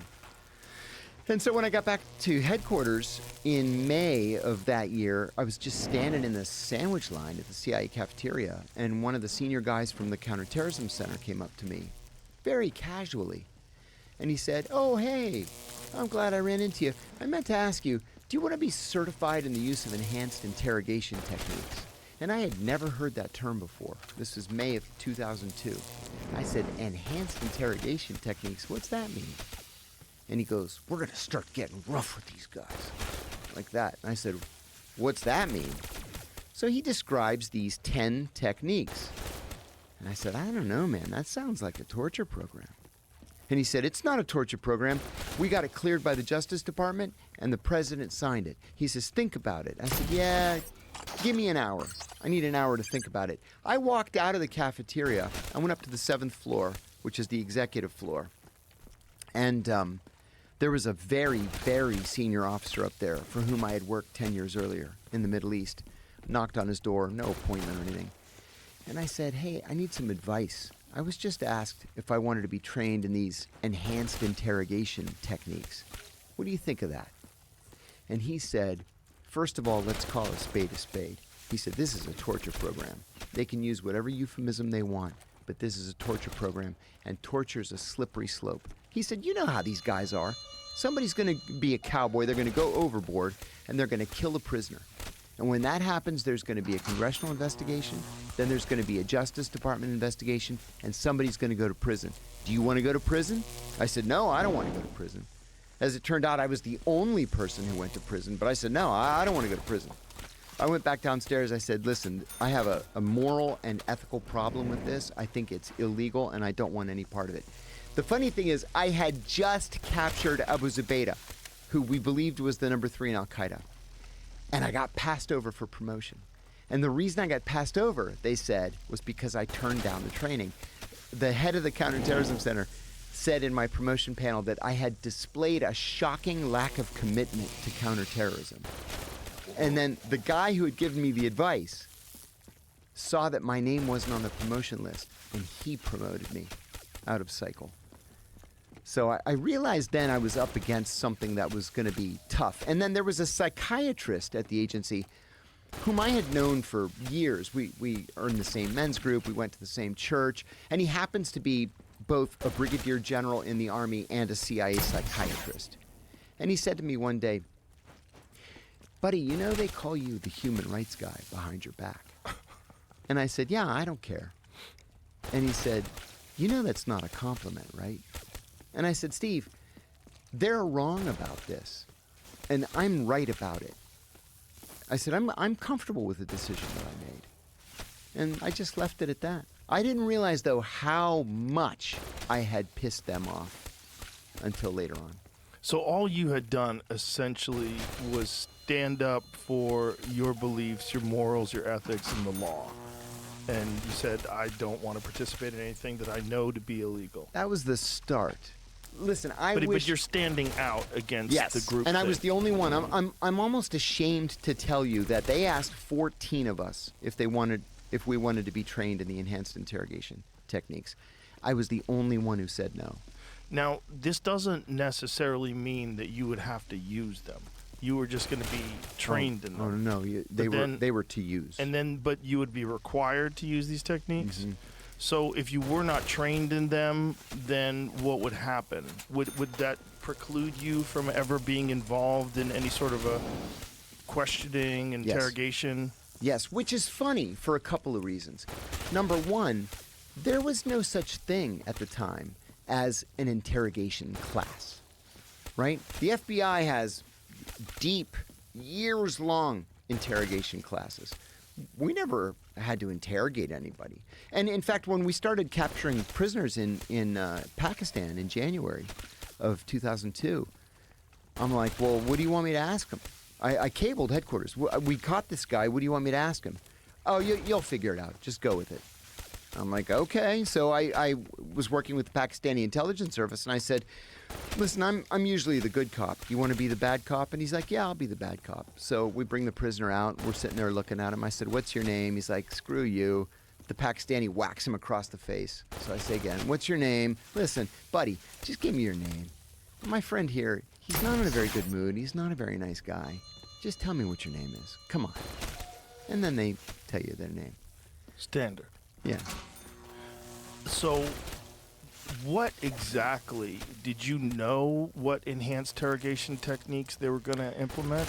Oh, yeah. That day in the cafeteria, my colleague explained it in great detail. And a lot of these techniques are not torture, right? If I grab you by the lapels and say, doggone you, answer my questions, that's not torture. Or the first one was called the belly slap, or the intention slap was another way they called it, where I smack you in the belly, it makes a cracking sound, maybe it leaves a handprint. It's a little bit embarrassing. That's not torture. But then it graduated quickly to things like waterboarding, which everybody knows about. But there were techniques that were, in my view, that were worse than waterboarding. Like, for example, there was the cold cell. So they strip you naked, they chain you to an eye bolt in the ceiling, so you can't lay or kneel or sit or anything. You can't get comfortable in any way. And they chill the cell to 50 degrees Fahrenheit, and then every hour somebody comes in and throws a bucket of ice water on you. Oh. So we killed people with that technique. The Justice Department never said we could kill people. And when we would How kill many people them, died with that? at least 2 with that technique that Just the from agency had hypothermia? admitted to from hypothermia. And there wasn't a protocol in place to stop them from dying? No, there was later, but in those early days, no. Later, we always had a doctor on scene. Like, for example, with Abu Zubaydah, his heart actually stopped during a waterboarding session, and the doctor revived him just so he could be tortured more. It's like, didn't the Germans do that? Come on now. Now we're doing it? That's not cool. Is there any other way that, like, I know that MK Ultra experimented with a lot of drugs and a lot of different techniques involved in whether it was trying to find the truth out of people or getting people to commit acts. Did they ever implement something where they would give someone something? That's a good question. The short answer is yes. Not in the very beginning, but they were working with things like truth serum and different drugs like relaxation drugs, gabapentin, stuff like that to sort of get you to open up. But remember, too, that the agency got in such trouble in 75 and 76 before the Church Committee and the Pike Committee about MK Ultra that as soon as Senator Church said, don't destroy the documents. The director went right back to headquarters and ordered them to destroy everything.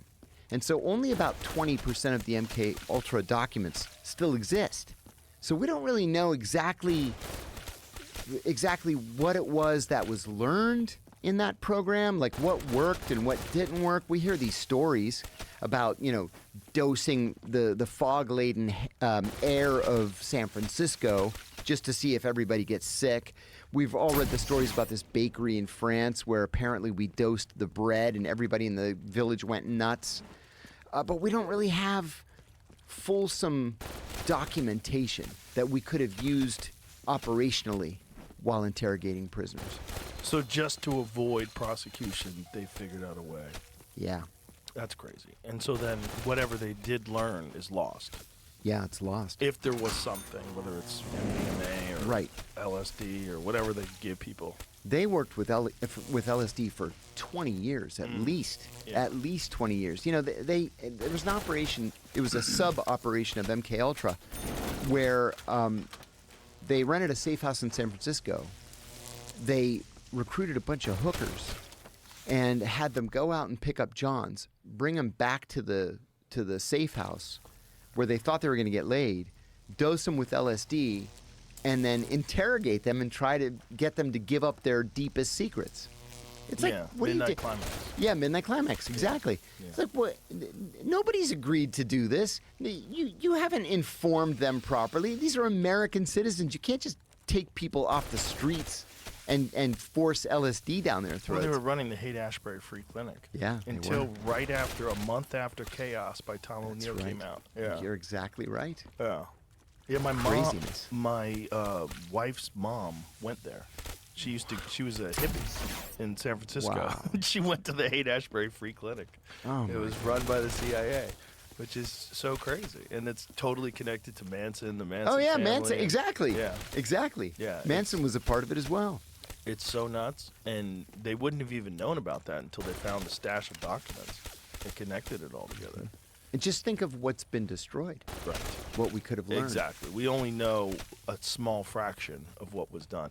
So is it a case of just they're not elected, they're put into power, presidents come and go, and over the course of their career, 20 years plus, they just have so much power and so much ability to get things done that they just bypass the law? I think that's the whole story right there in a nutshell. When I was there, I remember being shocked by some of the old timers who had been there for as long as 40 or 42 years. There was one in particular, he was the National Intelligence Officer for Warning. So he was the one that was supposed to say, I'm worried about what Libya is going to look like 10 years from now. And then somebody writes a paper about it. He had been there for 42 years. He had to get a waiver from the director because he had aged out. Well, these guys make no secret of their belief that they can outwait pretty much any president. Presidents come and go, and these guys are there forever. And so if the president wants them to do something that they don't want to do, they just slow roll it. Just wait until he leaves. And that's the end of it. That's why I say, I've said this in interviews a lot. There is a deep state. You don't have to call it the deep state if you don't want to. You can call it the state. You can call it the federal bureaucracy. You can call it whatever you want. The fact is, it exists. And it's unelected. And it's generally unaccountable to anybody. And they just wait for the president to leave if they don't want to do what he wants. So you find out about this torture program, you won't participate, so that puts you on the outs. And when do you know that this is going to be like a significant problem in your career? Honestly, I didn't know until well after I left the agency. Once I turned this down, and I got this out-of-cycle promotion for the Abu Zubaydah operation, I was named executive assistant to the CIA's deputy director for operations. And in that position, you have access to literally everything that the CIA is doing around the world. And so I'm reading these cables coming back from the secret site. And people are saying, whoa, I didn't sign up for this. Nobody said we're going to torture people. I quit. And then they come home. Or there was a secretary who fainted once when she happened to be in the room while Abu Zubaydah was being tortured, and she curtailed her assignment. That means she sends a cable to headquarters saying, I'm coming home, I'm not doing this anymore. That is a career-ending decision to curtail an assignment. And I remember thinking, so I'm not the only one who thinks this is illegal. Certainly somebody's going to come out and say something. And nobody did. This episode is brought to you by Happy Dad Hard Seltzer. Most hard beverages overcomplicate everything. Happy Dad keeps it simple. Low carbonate, but Happy Dad trucker hat and get one free. Enjoy a cold Happy Dad. Must be 21 plus. Please drink responsibly. Happy Dad Hard Seltzer NT, malt alcohol, Orange County, California. Like, what are the techniques that they were using that were like causing her to faint? The big ones were waterboarding, the cold cell, and sleep deprivation. Sleep deprivation doesn't sound like any big deal. And when that finally leaked, Don Rumsfeld, who was the Secretary of Defense at the time, made a statement that still kind of sticks in my mind. He said, there is no such thing as sleep deprivation. He said, I have a stand-up desk in my office. I don't even have a chair in my office. And sometimes I'll work 24 hours and then into the next day, 36 hours. But that's not what we're talking about here. We know from the American Psychological Association that people begin to lose their minds at day 7 with no sleep. And they begin to die. Their organs begin to shut down at day 9. But the CIA was authorized to keep people awake for 12 days. And that was another thing that caused prisoners to just die. They would have heart failure, you know? How'd they keep them awake? You chain them to that eye bolt in the ceiling again. You have these industrial strength lights on them 24 hours a day and like death metal 24 hours on volume 11. And they just can't sleep because if they collapse, they'll pull their arms out of their sockets. They're chained to that eye bolt. It was bad. And then when people would die, they would just dig a hole next to the interrogation building, put them in the hole, cover it up, and then bring the next guy in. No report, no nothing. Nothing. There was one guy they reported on, and headquarters wrote back and said, just put him on ice until we can figure out what to do. And they literally just put him in a bathtub and filled it with ice. And then just decided a couple days later he started to turn. We should probably bury this guy. Yeah, it was ugly. And the Justice Department never said anything about that. They're like, oh, listen, you can do these techniques, and if you kill him, just bury him out back. Yeah, that wasn't the approved operation. Was any of it effective? Like, was there any actionable information? That's the worst part of this. No, none of it was effective. You know, I say this all the time, Joe. It's like a kick in my gut to have to compliment the FBI. But if there's one thing that the FBI is really good at, it's interrogations. They've been doing interrogations effectively since the Nuremberg trials in 45 and 46. These guys know what they're doing. And so with Abu Zubaydah as an example, we captured Abu Zubaydah, and normally overseas, the CIA has primacy. Domestically, the FBI has primacy. But 9/11 was still an open criminal investigation, and so we sent Abu Zubaydah out to the secret site, and the FBI took over.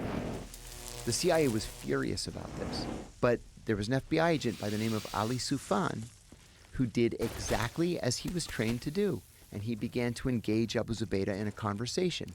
And Abu Zubaydah just gave him the silent treatment for weeks. This went on for weeks. But you go in, you offer him a cup of coffee, you offer him an orange. If he's cooperative, you'll let him write a letter to his mother, whatever. And finally he opened up, and he gave us actionable intelligence that saved American lives. And I'll give you 2 examples. Number 1, we had no idea what the Al-Qaeda wiring diagram looked like. We knew it was bin Laden and Zawahiri, and then we just didn't know what the organization was like, how it was built. So he explained to us how each one of these cells all around the world was stovepiped, compartmentalized. So cell A had no idea what cell B was doing. And Ali said, as an example, If you want to do an operation in, let's say, Dusseldorf, how would you do that? And Abu Zubaydah said, well, there's this guy, Muhammad, and here's his phone number. Muhammad lives in Dusseldorf, and he has a cousin, Abdullah, and Abdullah has access to weapons. And here's Abdullah's email. And then Abdullah's got a friend, Rashid. They meet at the coffee shop, and Rashid has access to explosives. And then we're able to call the Germans and say, hey, listen, you have a serious problem in Dusseldorf, and here's what you need to do. And then they kick down the door and they grab these guys. That saved lives. The other thing that he told us, and he laughed actually, because Ali didn't know what the heck he was talking about. He was talking about Mukhtar, a guy using the nom de guerre Mukhtar. We knew from our own files that there was this guy out there who called himself Mukhtar, who was a very bad guy. In 1996, he had initiated something called the Bojinka operation. It was supposed to be carried out in the Philippines, and the idea was to hijack as many as 14 747s and then fly them into buildings all up and down the west coast of the United States. It just so happened that one day, Mukhtar, working on his plan, his diabolical terrorism plan, he went out to have lunch. And when he went out to have lunch, the cleaning lady came in to clean the apartment. And she sees all this stuff laid out, and she said, that looks like a terrorist attack being planned. She calls the cops. The cops come and say, ooh, this looks like a terrorist attack. We better call the Philippine Intelligence Service. They come and look at it, and somebody says, we should probably call the CIA on this. And so we confiscated everything, and Bojinka was disrupted. That's crazy. It's crazy. A cleaning lady. You never know. You just never know. It's just crazy that he would leave the plans just laying around. Like, thinking nobody's going to come, nobody's going to see it, and then he ran off. So we knew there was this guy out there planning this big thing, and his name was Mukhtar. Abu Zubaydah laughed at us and said, you don't know who Mukhtar is? And Ali said, no. And Abu Zubaydah said, his name is Khalid Sheikh Mohammed. That's the first time we ever heard that name. We didn't have any documents in any files that were about any guy named Khalid Sheikh Mohammed. But that was the very first time we were able to piece it all together. And it was thanks to Abu Zubaydah, in turn, thanks to Ali Soufan's treating Abu Zubaydah with respect. But on August the 1st, 2002, George Tenet went to the White House, and he asked the president, for reasons that have never been made clear, he asked the president to turn over primacy to the CIA. He did that. And the CIA director, Robert Mueller, to his credit, he knew exactly what was going to come. Not only withdrew FBI personnel from the secret site, he withdrew FBI personnel from the country that the secret site was in.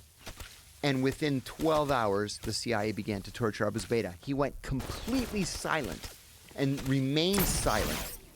And then the FBI went back to the president and said, look, the CIA is screwing this up. We were getting all this intelligence from this guy. Now he won't say anything. And we're putting him in a coffin. And we heard that he had this irrational fear of bugs. So we pour a box of cockroaches on him in the coffin and close up the coffin. And we would open it up every couple days to change his diaper and give him food. And he went nuts. And so finally, the White House turns everything back over to the FBI. It takes Ali months to get him to talk again. And then he starts talking again. And he's given us more and more information about Al-Qaeda operations in Malaysia and anti-Australia operations and what's going on in Canada and how Al-Qaeda is able to move across borders between Europe and Asia. And then the CIA comes back in again and starts torturing him again and screwed it all up. Now, why would they do that? I don't understand. If you're getting information, why would they decide to ramp it up and torture him? I think for a couple of reasons. I think we should never underestimate the motivating factor of a desire for revenge. Right? This was the worst intelligence failure in the history of the country. 3,000 people died because we hadn't done our jobs. So that was one thing. The other thing is the CIA had entered into an agreement with these two contract psychologists, James Mitchell and Bruce Jessen, in October of 2001. And they said, hey, we've reverse engineered the military's SEER program, and we think this would be an effective but harsh interrogation technique. And so we were chomping at the bit at the agency to try this thing out without using the word torture. We paid those guys $108 million to say, oh, we think you should torture people. Here are the torture techniques. Just let us know when you want us to start. $108 million for that. And so we thought, well, we've already spent the money, and we really do want revenge on these guys. So what the hell? Let's just go for it. I think that's what it was. Wow. So, how did you get in trouble? I waited for somebody to say something about torture, and nobody did. And then I got divorced. My kids moved with my ex-wife to Ohio, and they were little. They needed their dad, so I decided I'm going to leave the agency, go into the private sector so I can see my boys on the weekends. And still I waited for somebody to say something, and nobody did. Now, I wish that I could tell you that I stood up and I took a stand, and that wasn't it at all. I got a call in December of 2007. So now I'm out of the agency 3.5 years. I got a call from Brian Ross at ABC News, and he said that he had a source who said I had tortured Abu Zubaydah. I said that was absolutely false. I was the only person who was kind to Abu Zubaydah. I said, I've never laid a hand on Abu Zubaydah or any other prisoner. And he said, well, you're welcome to come on the show and defend yourself. Well, I had never spoken to a reporter before. I didn't know that was a reporter's trick. So I said, I'll think about it. In the meantime, President Bush, I remember it being a Monday, President Bush gives a press conference, and the International Committee of the Red Cross had said in a paper that the CIA was torturing prisoners. Human Rights Watch said CIA is torturing prisoners, and Amnesty International said CIA is torturing prisoners. So a reporter says, look, all these international human rights organizations are saying that the CIA is torturing its prisoners. What's your response to that? And the president looks right in the camera and he goes, we do not torture, like that. And I said to my wife, who was a senior CIA officer, I said, he is a bald-faced liar. He's looking the American people right in the eye, and he's lying to us. And she said, are you surprised? Well, then on Wednesday, 2 days later, he gets a similar question. And he said that there is no torture. I knew he was lying.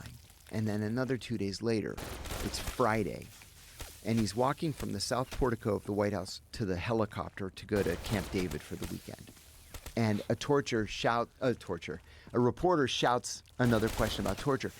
And this time he stops and he turns and he says, well, if there is torture, it's because of a rogue CIA officer. And I said to my wife, Brian Ross's sources at the White House, and they're going to pin this on me. So I called Brian Ross and I said, I'll give you your interview.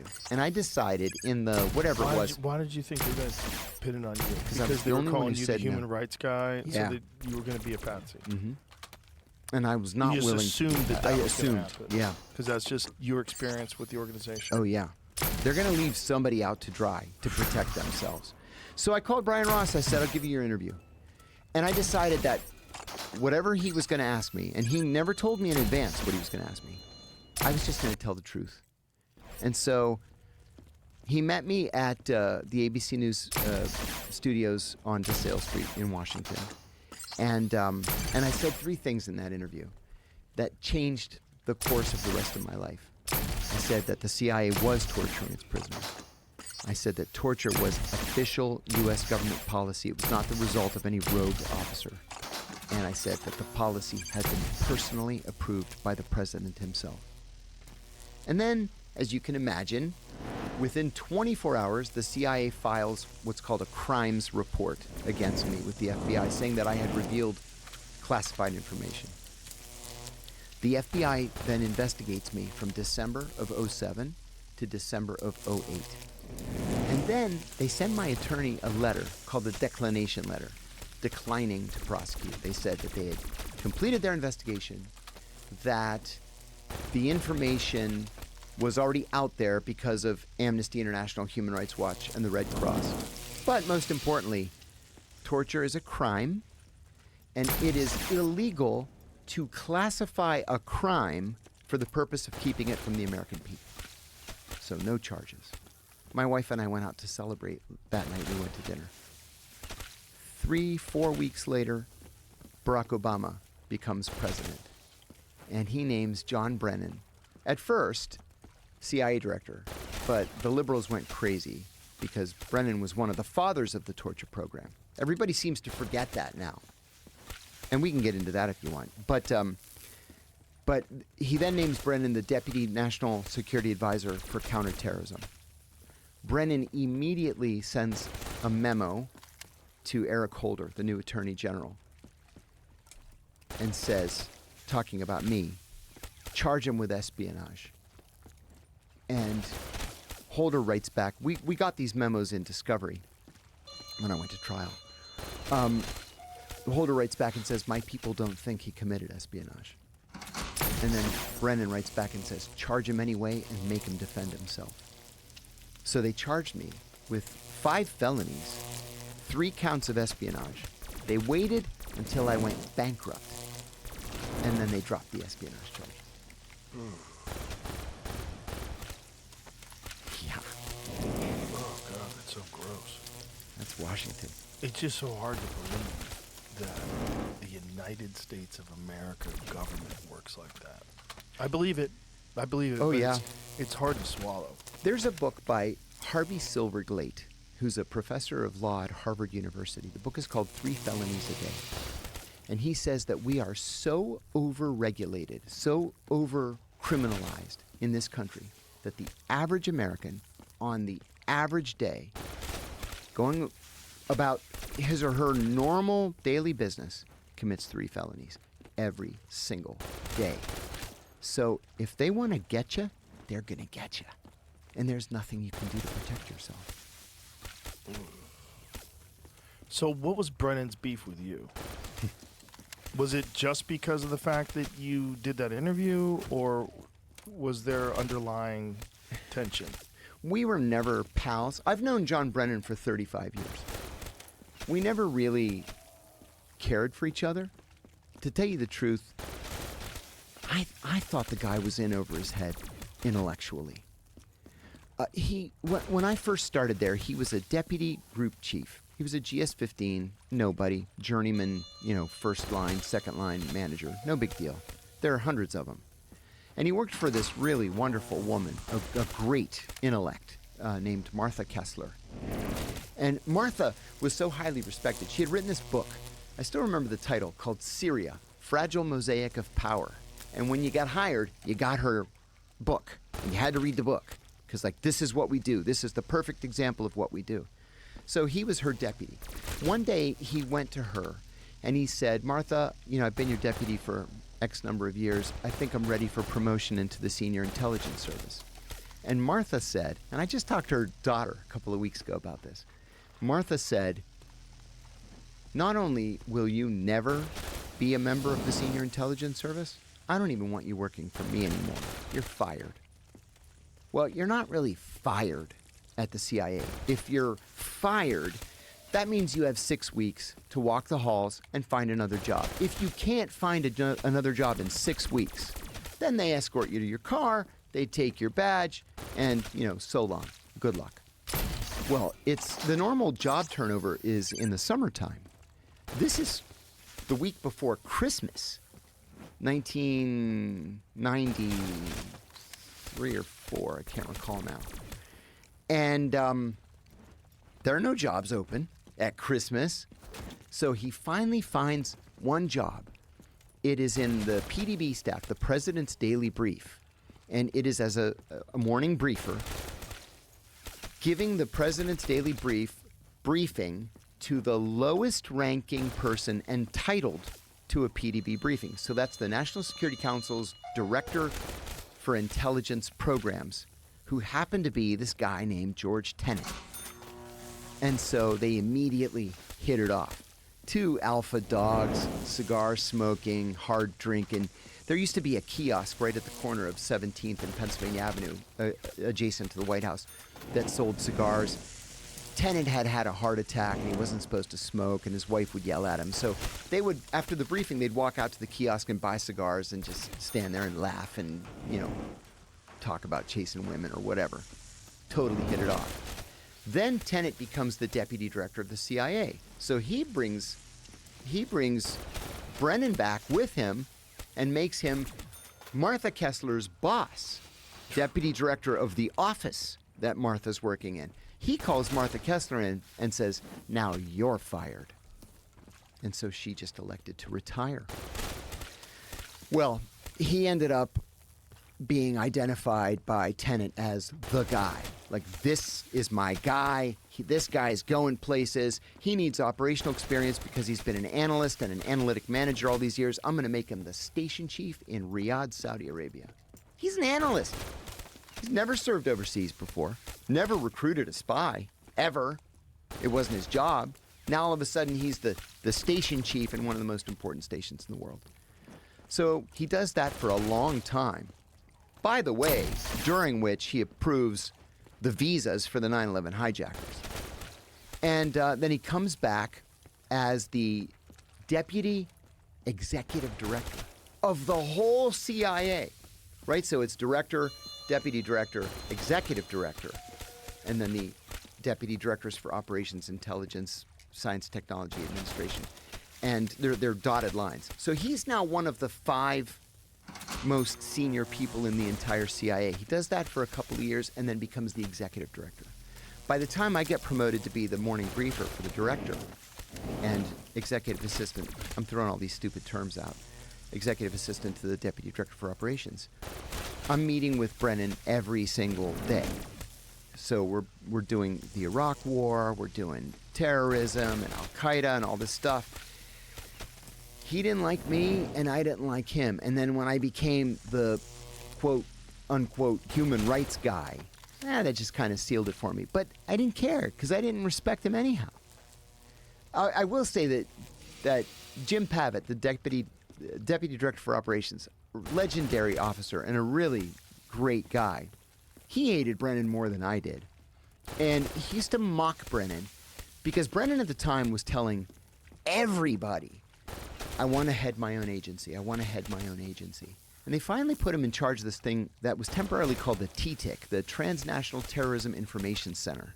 It later became the National Counterterrorism Center.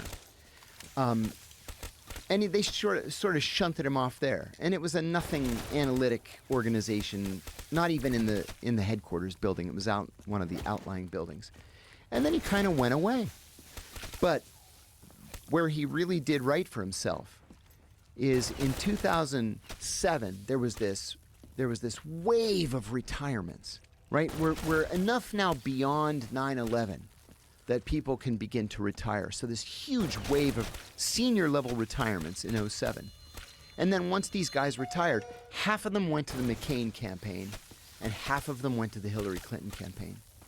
And John Brennan was literally the only one who went to the Obama campaign.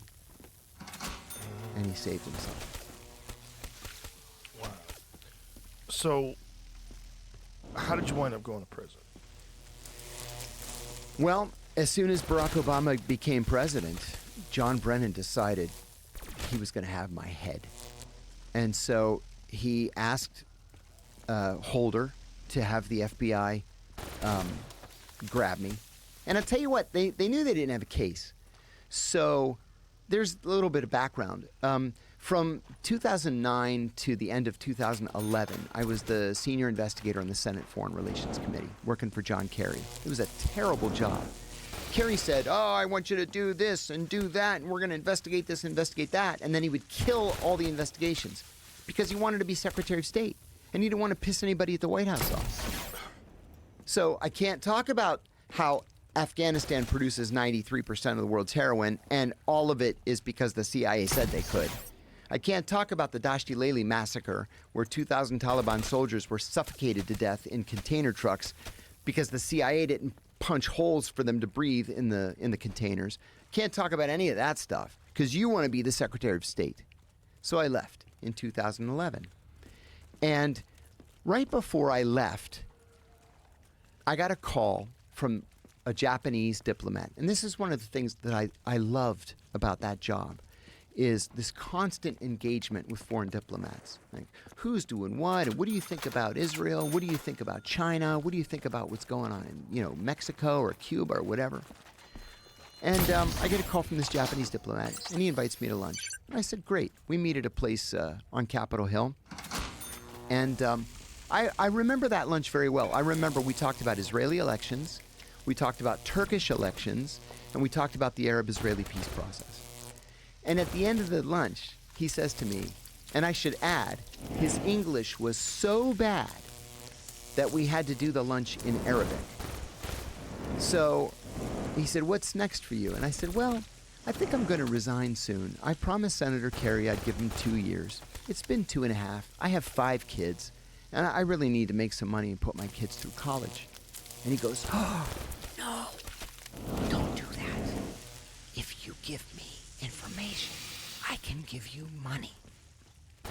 And I said, what the fuck is wrong with you? You have any idea how many times I've made that pitch? Shame on you, cold pitching me like that. And I got up indignantly, and I walked out. And I walked, and I mean directly without stopping, to the office of the Senate security officer. And I knocked on the door, I went in, I said, hey, I was just pitched by a foreign intelligence officer.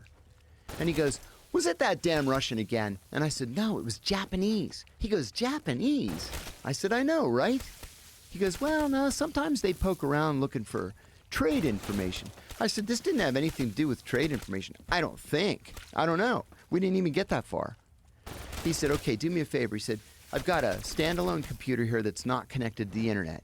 Write it up as a memo, and I'm going to courier it over to the FBI. So I sat there, and I wrote the whole thing, blow by blow. The next day he calls me, and he says, 2 FBI agents are going to come up and talk to you. I said, okay. So they come up, I recount the whole lunch, and they said, all right, here's what we want you to do.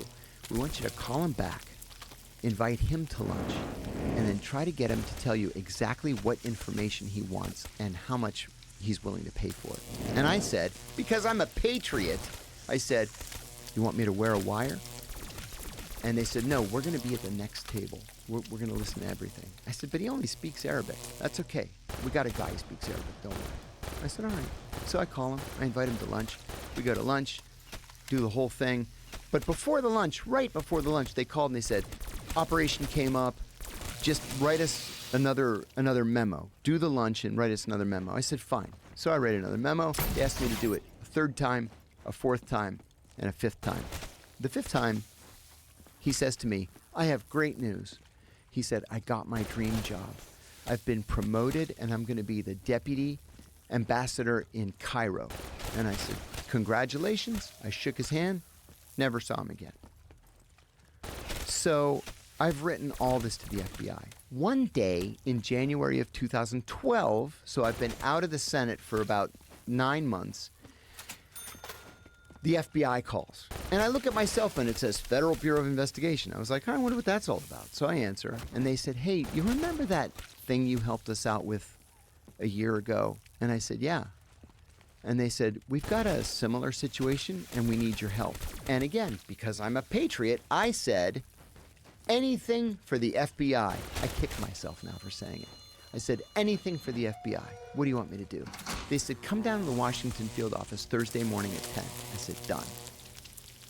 I go down there the next Thursday, and they're waiting for me at the entrance, which I thought was odd. And we go up to a conference room, and they said, we're both cleared, SI, TK, Gamma, and then there were 2 compartments above top secret that I was cleared for that they said they were cleared for. And so if the conversation necessitated it, we could go into that area. So they said, well, before we start, just wanted to ask you, just read your book. It was great. I loved it. Hey, what about this that you said in your book? And I was like, yeah, okay. Yeah, it was a cool story. What about this other thing? Yeah, I had fun.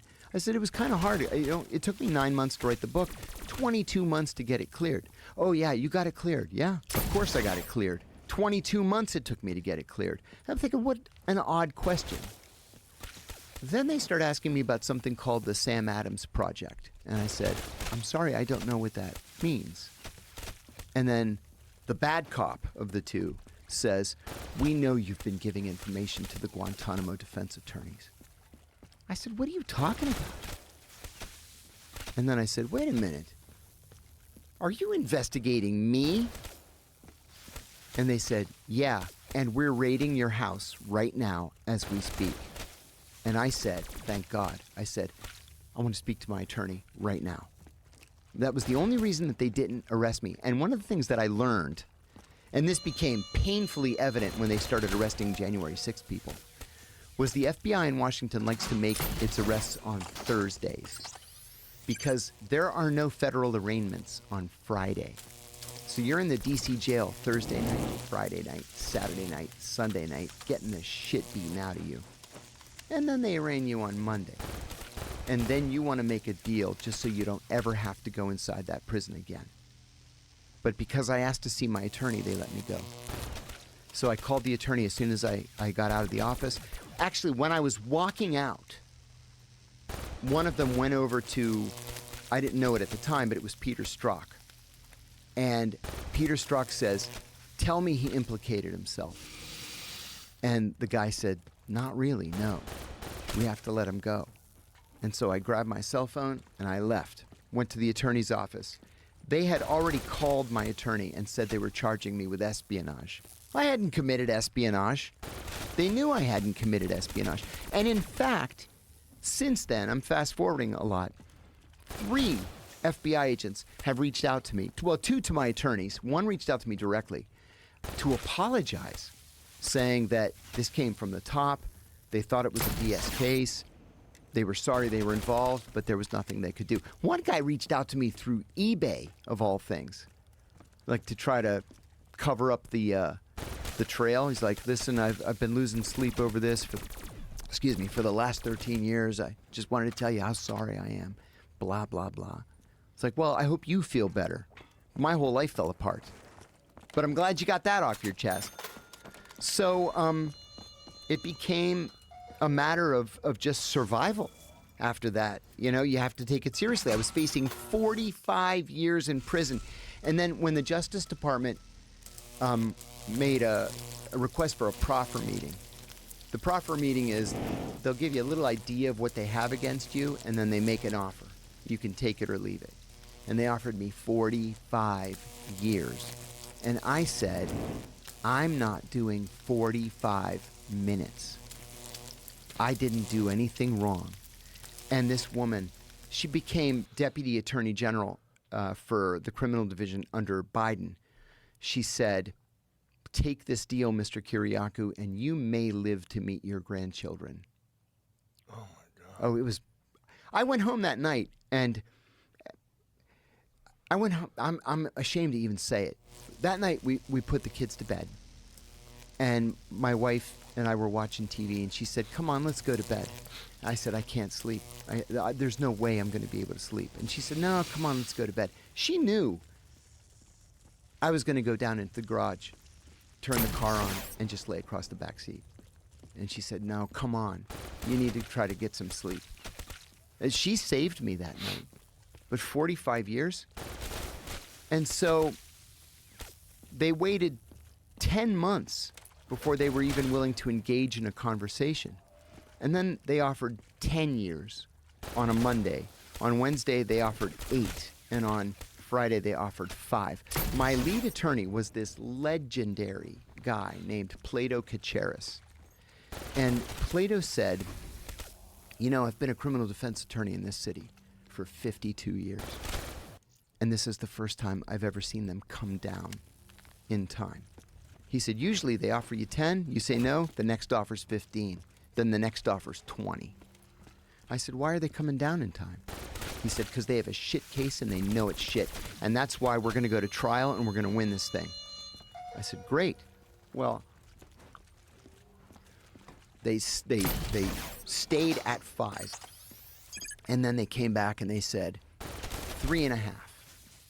And I said, I'm going to trial. I'm going to win this thing. Turned out at the time, my best friend, his wife, had an uncle who was O.J. Simpson's jury consultant. And she called him for me and she said, hey, my friend John, he's in this situation. He's like, yeah, I read about this in the papers. He could use your help. He came up, didn't charge me a cent. He came up to Washington. We got him a security clearance, and which was another thing. We asked for a security clearance, and then the Justice Department called and said, the White House said Kiriaku's attorneys have enough security clearances. And I said, who at the White House said we have enough security clearances? Well, they had to tell us that it was John Brennan. No more attorneys for Kiriaku. Fisher cut bait.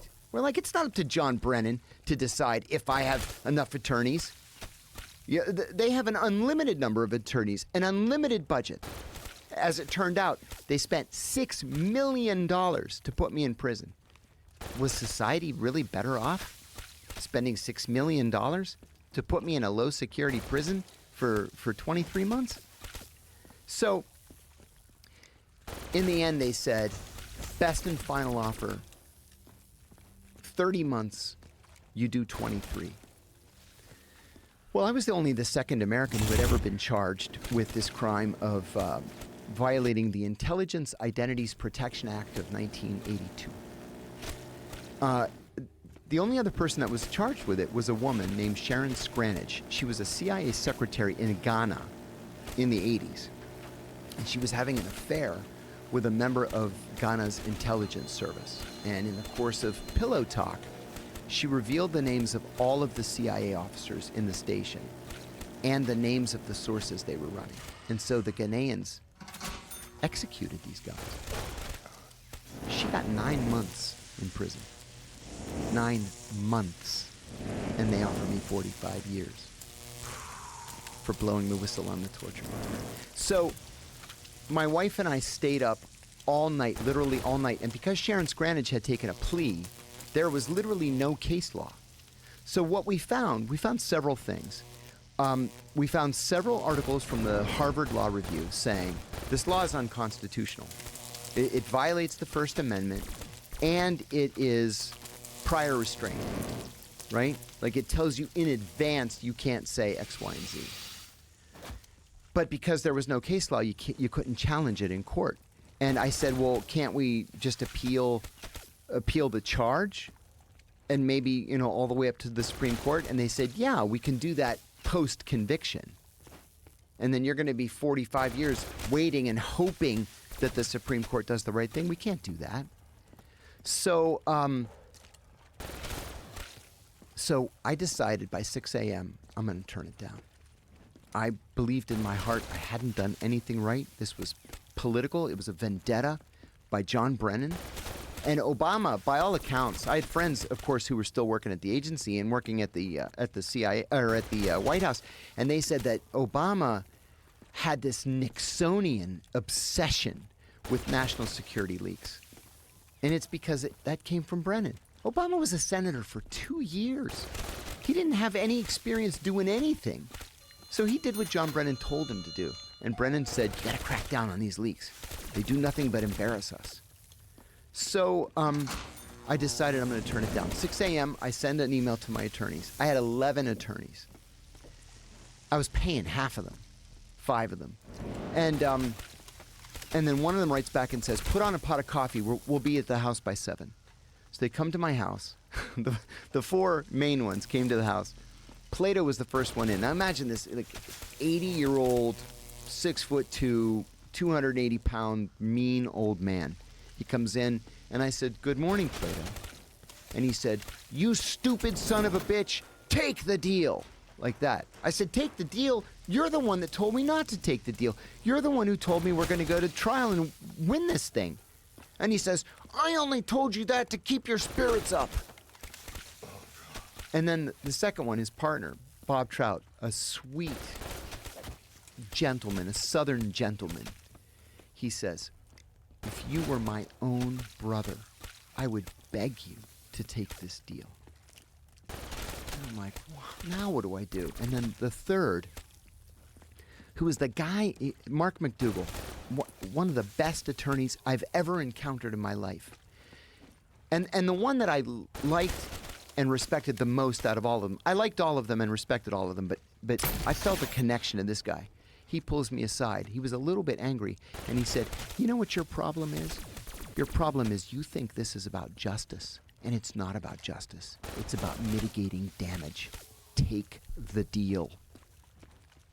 And I looked at my wife. She's just like, what are we going to do? So I took the deal.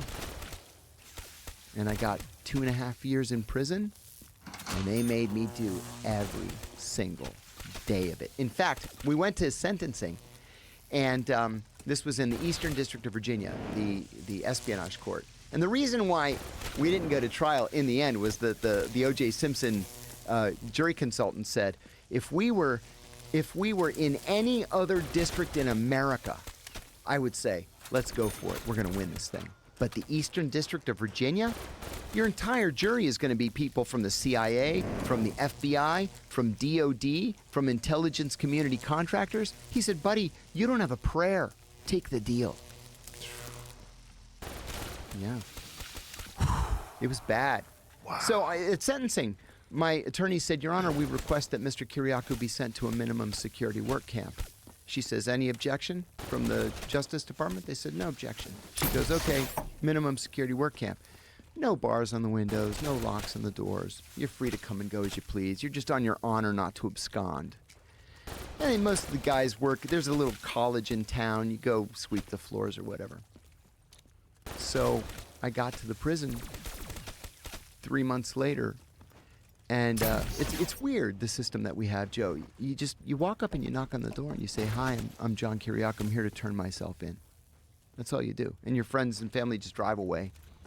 And so they said, yeah, you got to go across the street to the actual prison. They'll process you, and then they just bring you back over here. And I said, okay. So I go across the street. And I said, I'm John Kiriakou. I'm here to turn myself in. And the guy takes me by the arm. We go outside, and we start walking around to the back of the prison. And I said, no, I'm supposed to be at the minimum security camp across the street. And the guy laughs at me, and he goes, not according to my paperwork, you're not. And I was like, oh my God, take it easy. We later learned Brennan was so angry at the shortness of my sentence that he told them, make it as difficult as possible. So I told myself, take it easy. If you make any ruckus, they're going to put you in solitary. Don't say a word. So I didn't say a word. It took them about 40 minutes to process me. Then they walked me to my cell. The only thing the cop said to me, he says, a word of advice, buddy. If anybody comes into your cell uninvited, that's an act of aggression. And I said, great, thanks. I'm here 40 minutes, and now I'm going to get my ass kicked. I appreciate it. And then I started that whole odyssey. And so what kind of prison were you in? I was in FCI, the Federal Correctional Institution at Loretto, Pennsylvania, which is a low security prison, but it's called a low medium, and then there's a high medium. So this was a low medium. It took me 5 days to get access to a phone.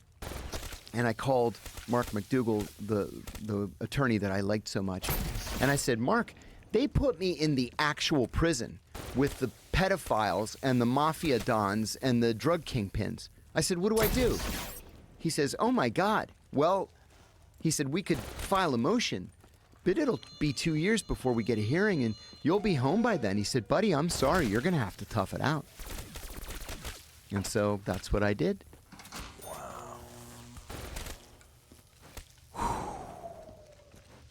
So you have this long career working for the government. Mm-hmm. They put you away. And what is it like for you to feel so betrayed and to get out? And what do you do when you get out? I was frankly very angry when I got out. I didn't realize how angry I was. Like, people would mention it to me. Like, maybe you should talk to somebody. Maybe you should, think about a pharmaceutical option. And I was like, why? There's nothing wrong with me. I'm ready to fight and march and, raise my fist against the Obama administration. And so I was wrong, of course. I was so angry that it wasn't even healthy for the people around me. But I'll tell you, Joe, the hardest thing is you think you can just step back into your life again. And you'll never be able to step back into your life. So I thought, okay, well, I'm highly educated. Bachelor's degree in Middle Eastern Studies. I have a master's degree in legislative policy analysis. I finished my PhD classwork in international affairs. I got rejected by McDonald's, by Safeway, by Target, by Uber. We don't hire felons.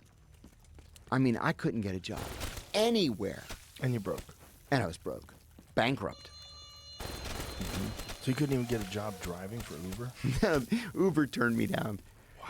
Yeah, it's crazy. It's crazy. But you know what, though? What did you do?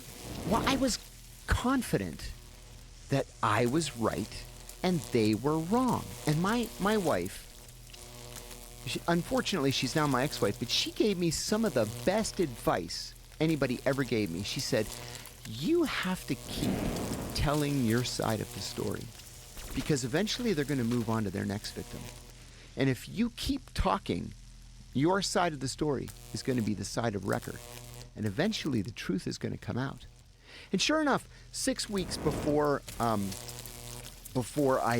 was released from prison, I called her.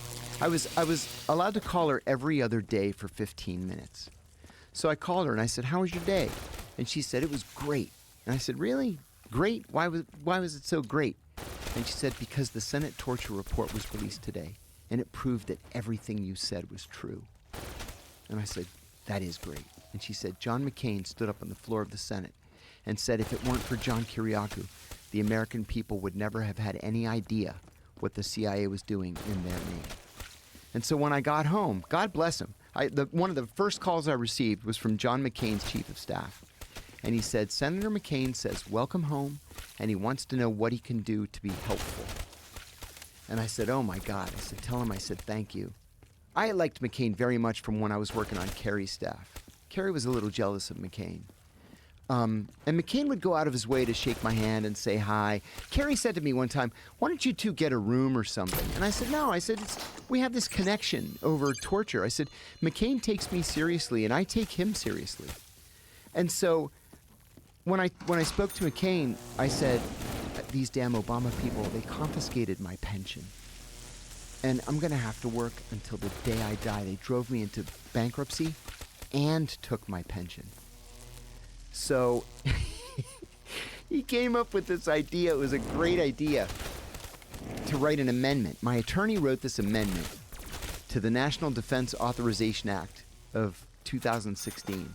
And it said that every American convicted of violating the Intelligence Identities Protection Act between October 1st and October 31st, 2012, shall hereby have his pension reinstated.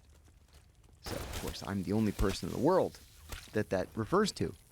So he said, nobody reads these 1,500-page bills. We're going to slip it in there. And he said, I'm going to be on the conference committee. We'll get it taken care of. And then he got sick. He got a brain tumor. And he wasn't named to the conference committee. And so they pulled it back out again. And then he died. And so here I am, 10 years later. The only way that this can be made right is with the president's pardon. And that's what I've been working on for years now. So Years. what did you do for money? I was offered a job at a small think tank in Washington called the Institute for Policy Studies. And they said, we'll give you an office, but you're going to have to raise your own salary. And so it was just like constant GoFundMes. I did that for a year. I made $20,000 for the year. And I said, I can't do this. It's untenable. And so I just decided, look, no company is going to hire me, right? I can't go back into government again. And so I'm going to have to work for myself. So I had already written my first book, Made number 5 on the New York Times bestsellers list. My second book I wrote longhand from prison. I ended up winning 2 literary awards for that book. I won the Penn First Amendment Award, which along with the Penn Faulkner, the Pulitzer, and the Edgar Allan Poe is one of the big 4. And then I won the Forward Review's Memoir of the Year that year. I thought, I'm going to keep writing books. I started writing a column that ended up being syndicated through the Consortium for Independent Journalism. So it's like 200 small town papers around the country. And, you know, a little bit here, a little bit there, consulting. And then the Greek government. I happen to be Greek American. My grandparents all came from the island of Rhodes. As soon as I was arrested, like within a day, the Greek ambassador called me and he said, what can we do to be helpful? And I said, you can give me citizenship. And man, like that, I got Greek citizenship. And so as soon as I got out of prison, the Greek government hired me to help them write a new whistleblower protection law. And then they passed it quickly. The parliament passed it into law, and then the European Union adopted it. So I went to Brussels and I testified there, and then they repackaged it. Now it's the law of the land in all of the European Union. And then people in the States began taking me more seriously. I started doing some paid speaking gigs. I got hired as an adjunct professor at a couple of different universities. And then, you know, after a while, you can make an okay living. I'm still going to have to work until the day I die because I have literally nothing saved. It all went to the attorneys. And, you know, hope for the best. I will say that I was a third-generation Democrat. I left the Democratic Party ages ago. John Brennan and Barack Obama's actions convinced me that I had done the right thing. And now I have found common cause with populist Republicans. You know, you don't have to agree on every issue, right? You don't have to like everybody and everything that they believe in and everything they stand for. But I've struck up a great friendship, for example, with Tucker Carlson. Sweetest guy in the world. And a great supporter of mine. And Judge Napolitano. It's a love fest every time that the two of us get together. And I realized that, you know, this political system we have, it's antiquated. It doesn't work. You have to engage with the individual. Like, I never thought that I would be agreeing with Marjorie Taylor Greene on some of these civil liberties issues, right? Or Thomas Massey, or Bernie Sanders for that matter. But I've realized that, I've got to stand up for what's right, not what the DNC happens to think what's right, or some politician that I used to, you know, think I had respect for thinks is right. A couple of nights before I left for prison, the former director of the CIA's Counterterrorism Center, who later became the deputy director for operations and was very close to Brennan. He was the DDO when Brennan was the director of the CIA. He tweeted at me and he said, "Don't drop the soap," with a laughing emoji. I gave myself a couple hours to cool off. And then I texted back and I said, "Jose, I'm on the right side of history and you are not." And that gave me such peace. I knew I could go to prison, survive this just fine, and come out and still make an impact. And, you know, knock on wood, that's how it's worked out.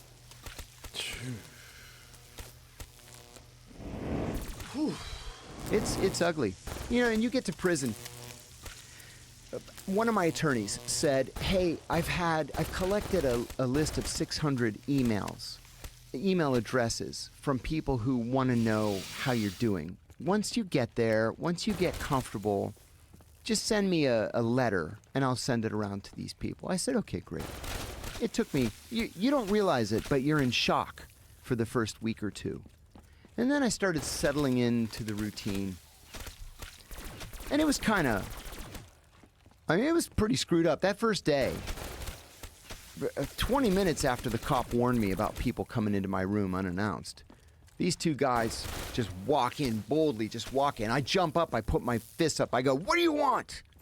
One of them has a swastika on his neck. It took up his entire neck. It came up onto his face.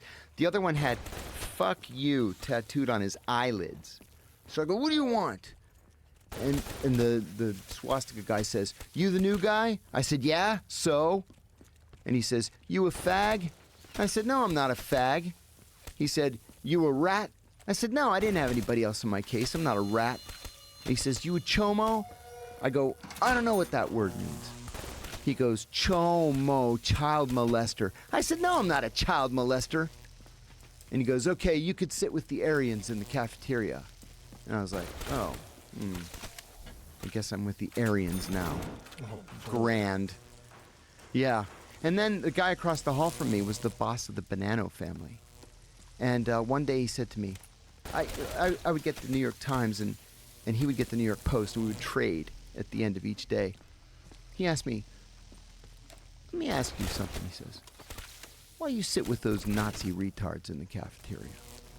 I said, "I don't know, Pete. My first day here, they told me to sit with them." He goes, "From today, you're with the Italians." And I said, "Awesome." And they became my closest friends. I mean, I got a book out of it. They were absolutely wonderful, honorable, honest, fun. The smallest so-called gang in the prison, but the one that commanded the most respect. And once word was out that I was with the Italians, it was hands off. And it was thanks to one guy. Shout out to Mark Lanzalotti. Mark was from Philly, and he saw in the New York Times I was going to be assigned to that prison on a Sunday. I was assigned on Thursday, and he took it upon himself to go to every one of the Italians to say, "There's a CIA guy coming here. He's not an FBI agent. The FBI are cops and rats. The CIA protected us from the Muslims." And they're like, "Oh, okay." And so it was, welcome. No problems. God, it has to be insanely stressful. It was like living in the Twilight Zone. The stress will kill you. It's incredible. You see people break down all the time. They just lose it. And it's not like you're gonna, be taken out to some medical unit someplace. You go to solitary, and you can live or die down in there. Yeah. Oh, so I was telling you. So I waited about 6 weeks before I was comfortable enough to write a letter. So I very arrogantly called it Letter from Loretto because I had such respect for Martin Luther King's letter from Birmingham jail. And so I said two things in this. I mean, I talked about the food and I talked about the Italians, but I said two things. I said there was this one guard who was really abusive. She was absolutely horrible. You know that phrase, "rode hard and put away wet"? That was this woman, all tatted out from the neck down, and just a nasty, mean, old, awful person.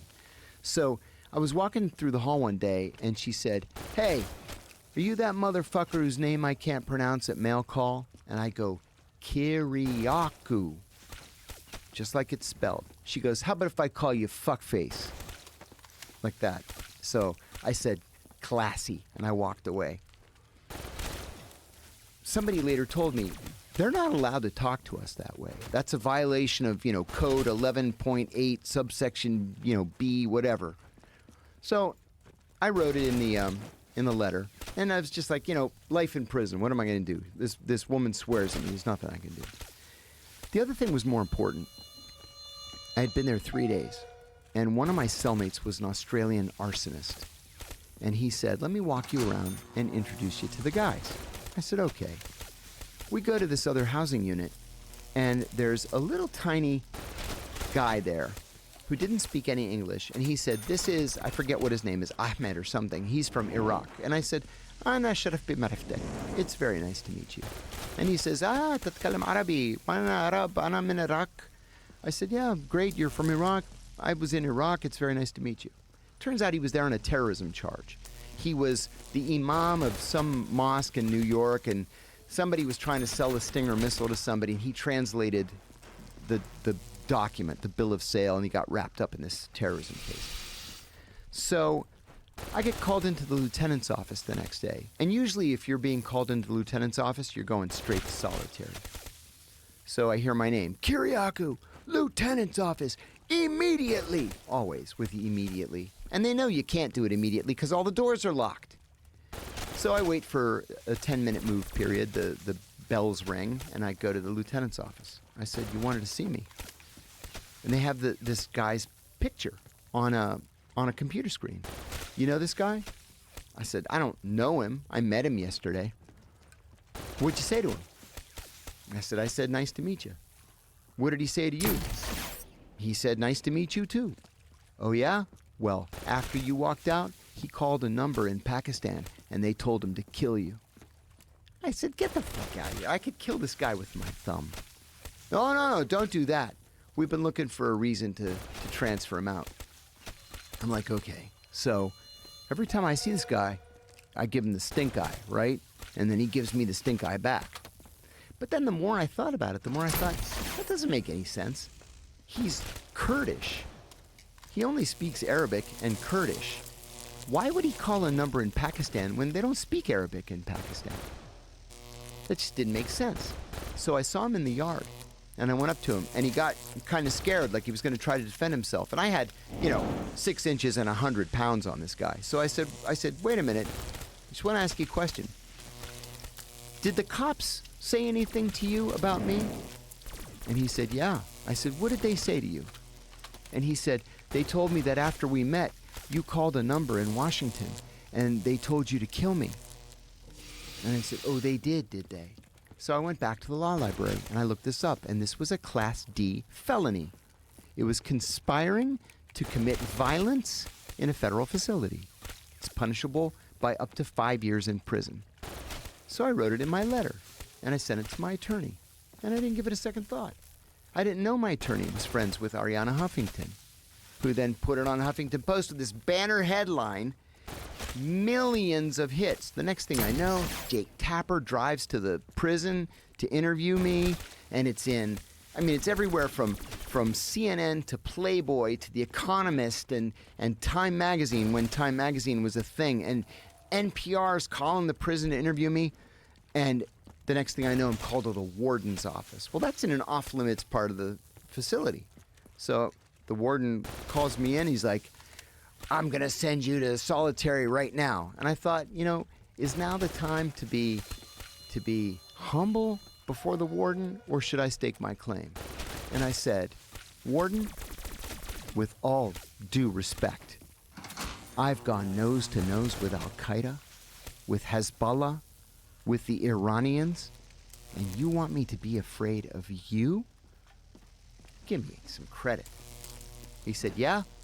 We'll see what you say when you've spent some time in solitary. I said, I've lived in Yemen, in Pakistan. I'm not afraid of your Loretto, Pennsylvania solitary. Besides, I said, go ahead and send me to solitary. CNN's going to be waiting for you next to your car in the parking lot. And I just looked at him. I never went to solitary. Not for a minute. Wow. Jeez. So they're just trying to set you guys up. Mm-hmm. Trying to get you guys at each other's throat, and They- hopefully yeah. one of you will do something. They did it one other time. One of my Do attorneys... you know who orchestrated that? No. Do you that think it we was could... the warden himself? No, I No? don't think he was smart enough. I don't think he cared enough. It had to come from the agency. Oh my God. There was one other incident, too. I lived in the same block of cells with an Afghan-American pharmacist who had an oxy problem. Nice guy. And he came up to me one day and he said, hey, the spokesman for the Taliban is here now, and he wants to meet you. I said, the spokesman for the Taliban? I said, are you talking about that case in New Jersey? And he said, yeah. I said, I don't have anything to say to the spokesman of the Taliban. I don't want to meet him. And he said, oh, okay, I'll tell him. So I'm out in the yard one day, and my attorney had warned me, they're upset at the shortness of your sentence. So be very careful. They're going to try to set you up and add years on. So I'm out in the yard, And here comes this guy with a beard down to his waist, and he's got his hand out to shake my hand. And I put my hands up so as not to touch him. And I look just past him, and there's a guard in the woods outside the thing with a long-distance camera lens, and he's going click, click, click, click, click, click, click, click, click, click, click. And I said, don't you even think about touching me. And he said, oh, come on, man, come on. We have a lot in common. I said, we have nothing in common. I spent half my career trying to kill people like you. I said, get away from me. Don't touch me, or you're going to end up unconscious on the ground. And he walked away, and then he got transferred out. And I said, isn't it interesting that the spokesman for the Taliban was sent to our prison and was only here for 4 days? Isn't that interesting? And then they just gave up. Wow.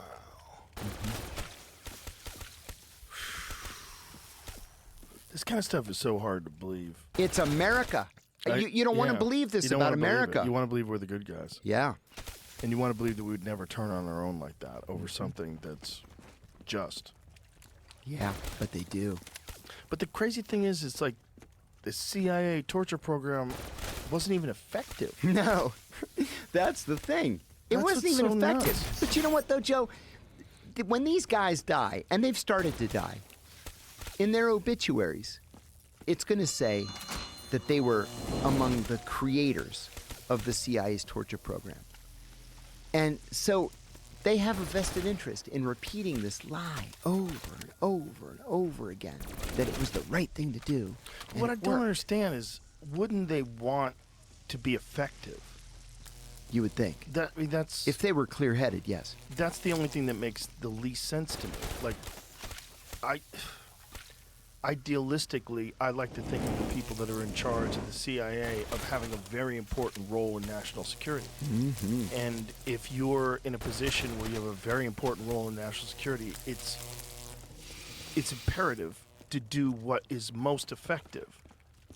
And if torture is not most effective, Then don't do it. then you would abandon torture and use those coercion tactics that the other guy was using. Yeah, that's right. And in fact, they ended up abandoning the torture program. Yeah. Mitchell and Jessen took their $108 million and they retired to Florida. And then subsequent CIA directors following George Tenet said, yeah, you know, this didn't work. We're not going to do it anymore. God. I mean, I have to laugh just because it's so nuts. What else can you do? it's beyond nuts. It's disgusting. And it's just amazing that they could get away with that. Yeah, and they have. Nobody's been prosecuted. Nobody. Does Trump know about all this stuff?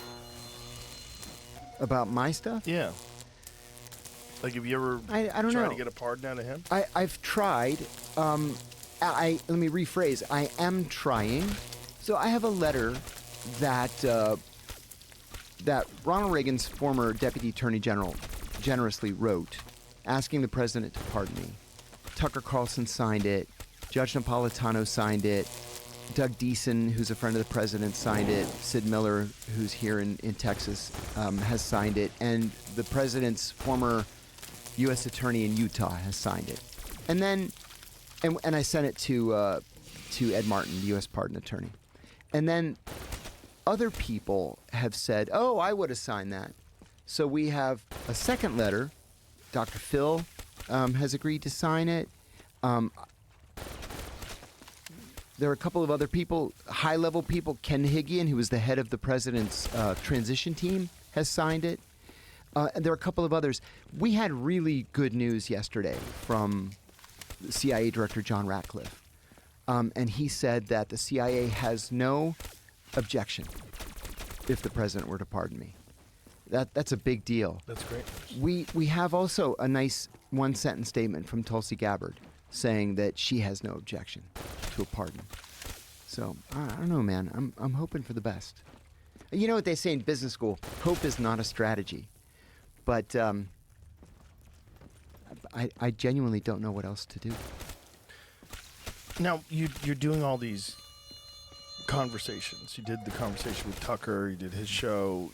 You're now doing my show. You've done a bunch of other shows. Do you have any concern that in exposing more of what has been done to you, that it somehow limits your possibility of being pardoned because you're exposing so many people that may still be working there?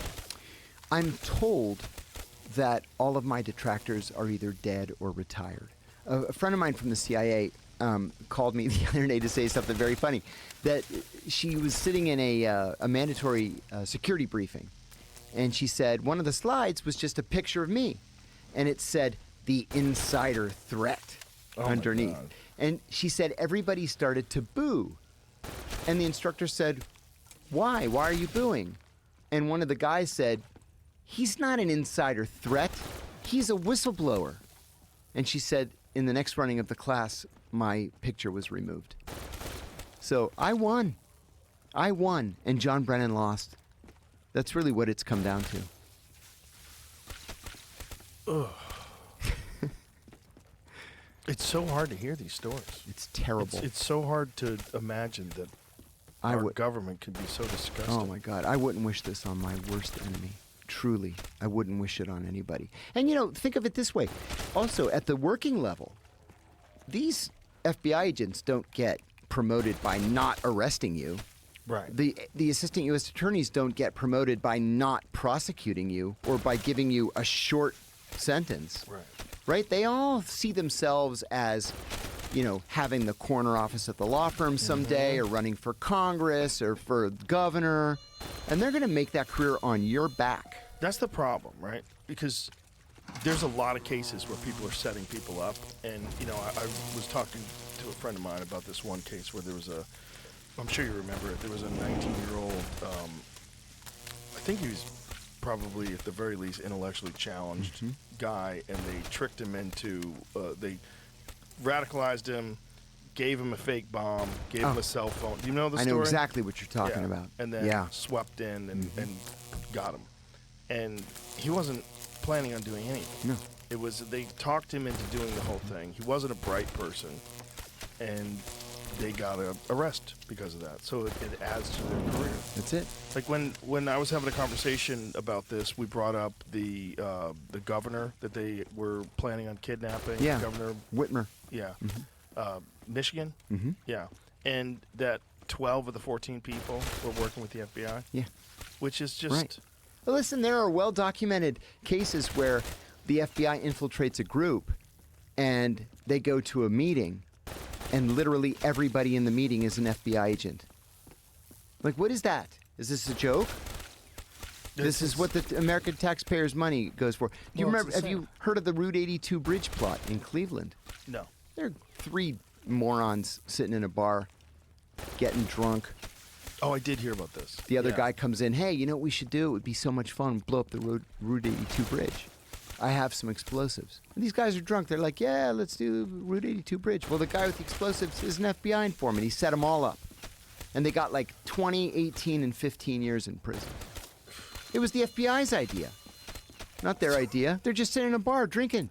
Well, how about January 6th? How about January 6th? This is the there crazy. You go. I was trying to explain to Jim Gaffigan one day. Jim Gaffigan was talking about what they did in January 6th. I go, do you understand that there were paid people that were working for the federal government? There were employees of the federal government that were on that lawn trying to convince people to go in. And he was very incredulous. He did not believe it, and I said there are agent provocateurs that is their job to try to get you to do something illegal. Exactly. So they can build their careers by making these arrests. Not just that, but demonize the president, the former 100%. president, to a much larger extent. To charge him with insurrection, to say that he was plotting to overthrow the government. Yeah, and as it turns out, the only one who was actually plotting to overthrow the government was John Brennan. How was he plotting to overthrow the government? In 2015 and 2016 with Russiagate. Oh, right. You know, I remember talking to CIA friends of mine saying, they taught us in training that you've got to follow the evidence. And there's no evidence that any of this happened. I worked with Christopher Steele on an operation in London 25 years ago, 26 years ago, there was this fundamental misunderstanding of what an operations officer was supposed to do. An operations officer goes out and collects intelligence and then sends it back. And that's it. Then it's up to the analyst to decide, this is great, this is crap, this is not true, this is partially true, whatever. So he goes out there, talks to whatever low-level, terrible sources he happened to have, writes all this nonsense down, sends it back, and they're like, oh, look what Donald Trump did. He hired prostitutes to pee on Barack Obama's bed. No, he didn't. One guy made this up, and Christopher Steele wrote it and sent it back. That doesn't make it fact. Wasn't it funded by the Hillary Clinton? It sure was. Yes, it was. Yeah. Which is equally wild. You made another point I wanted to address. These January 6 people, let's say that some of them did do whatever, broke the window, or went into the building unauthorized. Okay, then that's deserving of a smack on the hand and a strongly worded letter and maybe a $1,000 fine. Don't do that again. 30 years in prison? Again, is society really better off by locking all these people up and spending millions and millions of dollars of the taxpayers' money to do it? Of course not. No, of course not. But it also just divides us even further. It does. And it also very much distorted the narrative with people like Jim Gaffigan, who's a friend of mine, who's a very left-leaning comedian. And he had it in his mind that these people went in, and they also have this thing where they say a cop was murdered. Right. That's not true. I hate that. They say it over and over again. That's not true. One cop died after the fact of a heart attack. You could say maybe it was because of the stress of January 6th, perhaps. Maybe not. Maybe not. Maybe he shouldn't have been a cop. Yeah. I mean, if you can He had such die of a heart... significant health problems. Right. Like, that's not normal to just die of a heart attack because of a very stressful day. But that's it. This idea that they killed cops, that narrative keeps coming out. It was an insurrection. They murdered cops. They broke into the White House. They were looking for Nancy Pelosi. They were going to kill her. Like, okay, are you sure? Because there's a lot of this story that's bullshit. Now it turns out, at one point in time, they were saying it was 20 FBI agents. Now the latest number is 270. That's right. Yeah. That's huge. That's a lot of people. It's a lot of people that are encouraging people to break in. And there's many instances of these suspected people that are on camera. A lot of them wearing face masks. There's one of them where a guy's removing the broken glass from the window and encouraging people to go in, and another guy gets in his face and goes, "Do not do that," and then he pushes that guy, "Fuck you," and the other guy backs off. How is that not being investigated as a serious crime? And like that is a serious, it's a violation of what you're supposed to be doing in the first place. If the FBI was on that lawn, I would hope what they would be doing is informing people entering into this building is a felony. Breaking these windows, getting into this building you do not want to do this. If you want to peacefully protest, do that. But I'm telling you, this will fuck with you for the rest of your life and most likely ruin it. I think you're 100% right. That's what I would hope from law enforcement. I wouldn't hope that they would be trying to set people up. And from a civil society. Right.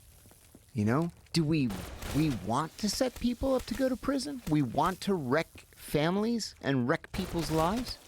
Why would we want to do that? Also, did they turn down the idea of bringing in the National Guard? You know, I really don't understand.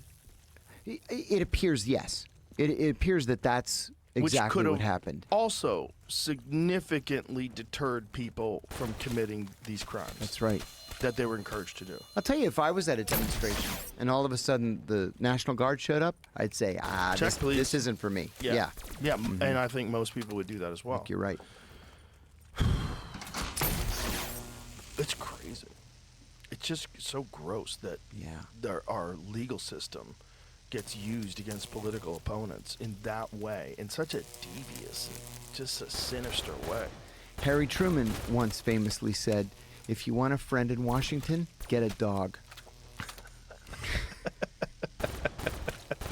Yeah. God, what a gross business. It's just sad because I also am a patriot, and I want to think of us as better than that. Yeah, we're the good guys. And I don't think it's necessarily the fault of these individuals. I think the system really sucks. And I think you work for that system, and just like all these Congress people that wind up insider trading, everybody else is doing it. It's the culture. You get wrapped up in it, just like bad cops. You know, you get assigned to a precinct that's filled with corrupt cops, and you have to do things to stay with them. They're your blood brothers, and you're all in this together. And so you wind up doing some criminal activities that you think are just, everybody does it. This is what we do. Yep.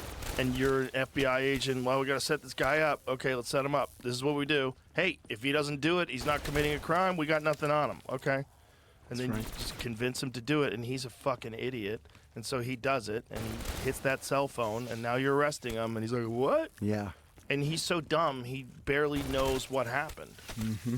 And the chances are he can't afford a decent attorney, Right. or he's not notorious enough and newsworthy enough to get, A-list attorneys volunteering pro bono. Right. So he's stuck with a public defender that's going to spend 8 hours on the case, and he's going to get screwed in the end. And there's also the narrative that's very difficult to shake. So if you get accused of some sort of a heinous crime, the narrative for most people that are casual viewers of that story is that you're a terrorist. Yeah. Or you're a guy who's going to kidnap the governor. Or you're a guy who's an insurrectionist who's trying to overthrow the government on January 6th. And then you watch the footage that they wouldn't release during the trials, and you see them getting a guided tour. The guided tour through like the security guards are walking them into the Senate. Like, what the fuck? What is this? Like, what is? And why is no one outraged? And why is it only one side that's outraged?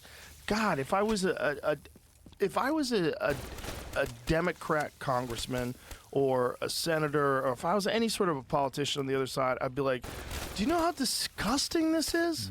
This is you're using this to go after Donald Trump? Of all things. Instead of just better political opposition? Exactly. And the media are to blame in part as well. Well, they're bought and paid for. Absolutely. I mean, 100%. The media in this country is a complete and total failure. The only thing that's real media in this country are independent journalists. That's right. And there's mostly people who work for large media corporations and either were fired or had to leave because of their own ethics and morals, and eventually branched out on their own, and now they're in grave danger. Yeah. And they're worried about being prosecuted or set up. I couldn't agree more. Killed. Yeah, it's super sketchy because we like to think of ourselves as better. This is the shining example for the rest of the world. This is the experiment in self-government that the whole world follows this lead. And when you see that not just tolerated but standard, Yeah, it hurts. It really does. I was raised in a family like you were, where I was taught that this was the greatest country on earth, bar none. I still think it is. And I do too. Which is and even that's why crazier. we have to weed out Yeah. the likes of John Brennan. God. But it seems like there's a lot of people like that that are deeply rooted. Yes, indeed. And this is what you were talking about too, that presidents come and go, but those people, that's the real power. This term, the deep state, a lot of people that there's a lot of people that don't like to entertain any kind of conspiracies because they think it's like a fool's journey. But you're really foolish if you don't believe in conspiracies. Yeah. Because just how many of them have to be proven true before you go, maybe I should reassess my position on these things? That's 62 years after the JFK assassination, and we're Right. still learning new information. Yeah. information that's been kept from us. And still all being these years. kept. There's still a lot of it. I mean, they were Then supposed again, to. I'm That was gonna die. one of the more disappointing things about this administration. Like, immediately, right off the jump, we're supposed to get all the CIA files, all the JFK files. We're supposed to know exactly what happened to him. We know very little. Very little new information has been released that illuminates any aspects of that case. Yeah, it's a shame. Yeah, it's terrible. Because most likely, at least some part of our government was involved in assassinating the president. And no one went to jail. No. Nothing happened. And in fact, people succeeded and thrived after that. Sad truth. Yeah. That's exactly what happened. I mean, it goes back. There's so many cases. Like, I've had conversations with people that, like, they don't want to be fools, right? So that's a lot of the people that don't want to believe in conspiracies. Like, most of it can be explained away by incompetence or coincidence and this and that. Like, that's not even true. It's not even most of it. It's some things can be explained Some away. things. I had a friend at the agency. He was one of my first bosses, and he had started out in this like internship program that the agency had. You had to be working on a master's degree. But anyway, his first assignment was in the Counterintelligence Center, which at the time was being run by James Angleton. And on his first day, the secretary walked him around and, this is what we do over here and this is what we do over there. And there was this entire wall of file folders. And she said, whatever you do, don't look in those folders. You're not cleared for that. Well, he said, well, of course, the very first minute that he's left alone, he runs and looks in the folders.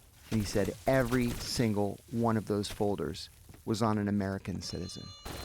And the CIA is forbidden by law from spying on Americans. Yeah. The crazy thing, too, in a lot of people's eyes, is the difference between what they thought of, what the narrative is of the Obama administration in terms of like whistleblowers and like what the hope was. It was hope and change, right? Oh, hope and change. And you know the statistic. The Espionage Act was written in 1917 to combat German saboteurs during the First World War.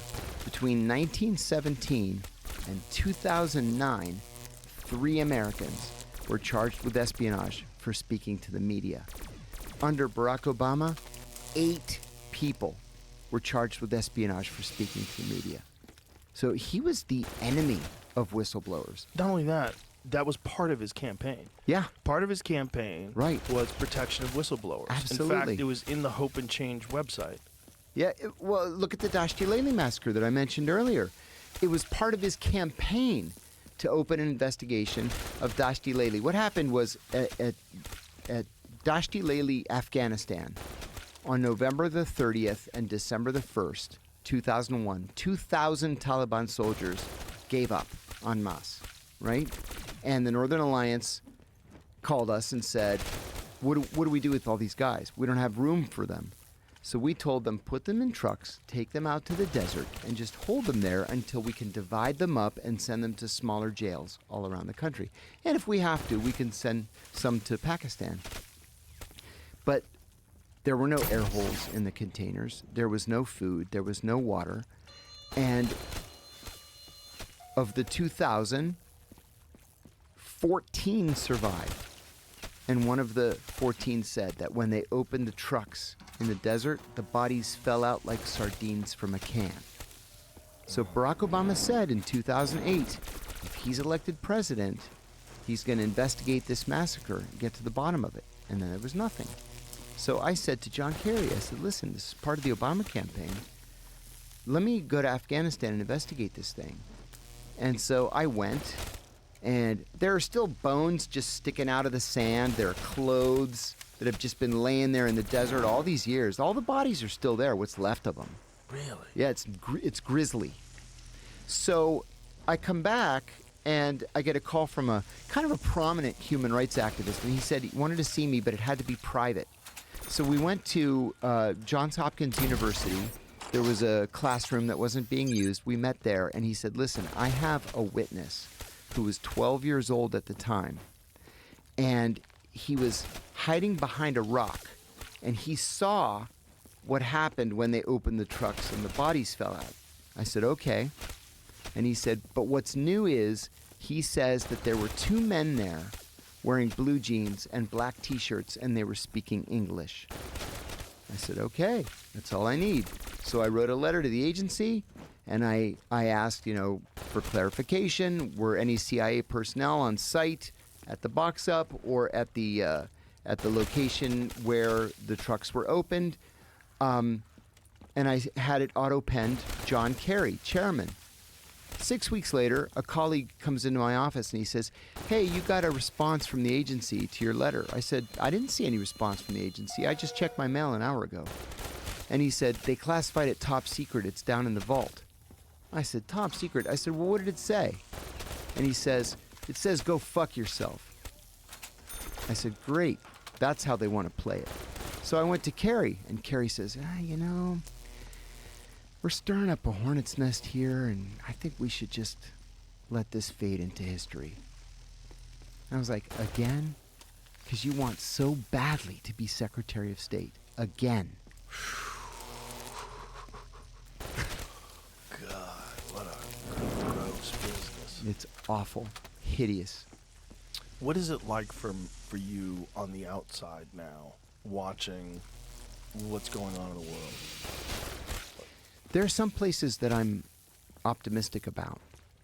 And actually, there are some developments that may look ugly on the surface that I'm optimistic about. First of all, this ceasefire, we're recording this on, I guess today's Thursday, but the ceasefire that was announced this morning, this is huge. Huge. And I think this is not a victory for the Israelis. I think that it makes Donald Trump stronger and Benjamin Netanyahu weaker. Netanyahu's decision to bomb Qatar was too much. Just too much. It could have served to embarrass the president. What it ended up doing is it weakened Netanyahu's position. So that's a victory for the White House, as far as I'm concerned. Can I stop you real quick? Yeah. The correct pronunciation? How did you say it? Qatar. You said gutter. It's back here. It's called a qaf. But so I've heard cutter. Yeah, it's not cutter, but you're saying it like a G? They use a G sound. Gutter. Other Arabs would call it Qatar with a K. Uh-huh. But in the Gulf dialect, it's way down here. Qatar. Qatar. Uh-huh. Okay. The other thing is Iran. Man, I follow Iran more closely than anybody I know. You remember, you're a little bit younger than I am, but not much. When we were kids, we had a terrible relationship with China. And Richard Nixon was the most anti-China person that could possibly have been elected president. Yet it was Nixon that went to China and made peace with the Chinese and opened diplomatic relations. And call me crazy, but I think that if there's going to be peace with Iran, Donald Trump's going to make that peace with Iran. It may not be in the form of a trip to Tehran, but I could see a trip to Riyadh and have a meeting brokered by Mohammed bin Salman, and maybe we can come to some sort of an agreement on issue number 1 or issue number 2. Well, it seems to be a part of what he wants to accomplish in these 4 years. Is that he wants to go down as having made significant change in the world in a positive direction. And we're seeing it, whether people want to admit it or not. That's part of the problem because of narratives. That's it. Peace between India and Pakistan doesn't fit in the Democratic Party's narrative that Right. Donald Trump is a warmonger. He's not a warmonger. Ask, the Africans that he's weighed in for, and we have peace in sub-Saharan Africa now. Or this agreement today between Hamas and the Israelis. I think this is the first of several new developments that's going to lead to the end of this conflict. What is your take on Netanyahu's position? Because if war is over, Netanyahu will no longer be running Israel. Is that correct? Eventually. Netanyahu has a vested interest in making sure that this war lasts as long as possible, because remember, he's still under indictment for corruption.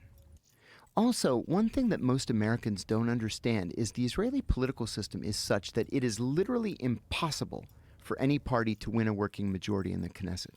Right? There are just too many parties and too many individual interests. So you've got, a dozen parties represented. Benjamin Netanyahu has never won more than 27% of the vote. Wow. He's very unpopular. It's just that he's the least unpopular of the unpopular politicians. And it's a crazy way to run a country. One of the things that the Greeks did, because the Greeks had the same problem. There are just too many parties, right? So you win 20% and you become the prime minister. 20%, nobody wants you. Right. So what they did is they raised the threshold to which you have to meet to win election to the parliament from 3% to 5%. So that narrows it down to like 6 or 7 parties. But then the party that comes in first past the poll, gets an extra 50 seats. Then you don't have to go into any coalition governments with anybody. And you can run the country for 4 years or 5 years, whatever it happens to be. That's what the Israelis need to do. But Netanyahu, longest serving prime minister in Israeli history, wildly unpopular. And it's funny because he used to be considered a right-wing extremist, and now he's the moderate of the government. Really? Mm-hmm. The likes of Itamar Ben-Gvir and Smotrich and these other guys who have come in from the right, they were attacking him to the point where he had to bring their parties into this coalition government just to get him to shut up. I mean, these are people that have felony convictions for anti-Arab hate crimes, and now they're, Minister of National Security, Minister of Finance with responsibility for the West Bank. What's that? Wow. It's a terrible, untenable position. Haven't they decided to go ahead and prosecute him even while he's in office? Yeah, there's an ongoing dispute that the Israeli Supreme Court has weighed in on a number of times. So the Minister of Justice is appointed, of course, by the Prime Minister. But the Supreme Court is independent of the Prime Minister and the Minister of Justice. So the Minister of Justice says, you can't prosecute him while he's Prime Minister. And the Supreme Court says, oh, yes, you can, and orders the court then to continue the case. So if the case is going to be continued, Netanyahu's only viable strategy is delaying tactics. Appeal after appeal after appeal. You submit motions on little technical issues. Maybe you get them to focus on Mrs. Netanyahu, who's also under indictment, and you just delay it as long as you can. But the best argument that he has is, I can't focus on my own defense because I have a war to prosecute. Well, if there's peace, then he's going to have to go on trial. Wow. Which incentivizes him to stay at war, which is so crazy. Isn't it, though? Strange situation. Well, a lot of people aren't aware that there was hundreds of thousands of people protesting in the streets before October 7th. Oh, you're exactly right. In fact, in August, we saw the biggest protests in in Israeli history, demanding that Netanyahu resign, and it was all because of corruption. And what is the specific corruption that he's being accused of? It's changed over the years. Some of it had to do with business. Other accusations had to do with him trying to essentially sell positions in the government. But, I read the accusations when they first came out. They weren't strong. They're defensible. So I don't know why he doesn't just grab the bull by the horns and go for it. Wow. So, out of all the issues that we face internationally, do you think that the Israel-Palestine is the most significant one? I don't, actually. I think the threat is greater from China. The Chinese are incredibly patient. There was a joke in The Onion the other day. It was a bunch of Chinese guys just sitting around a table, and it said, the Chinese government sits and waits for the United States to self-destruct or continue its self-destruction or something like that. And it's because they know that they can outweight us. We have convinced ourselves over the decades that we have to be all around the world protecting the weak and those without a voice and being the peacemaker. You know, we have 190 bases in 144 countries. We have to do all that. And the Chinese say, yeah, you have to. Go ahead. Spend all your money on that stuff. In the meantime, we're going to have 350-mile-an-hour trains and the best highways in the world and the best schools and the best hospitals and the nicest airports. And then all of our extra money, we're going to essentially bribe foreign countries to do things that we want them to do. So it's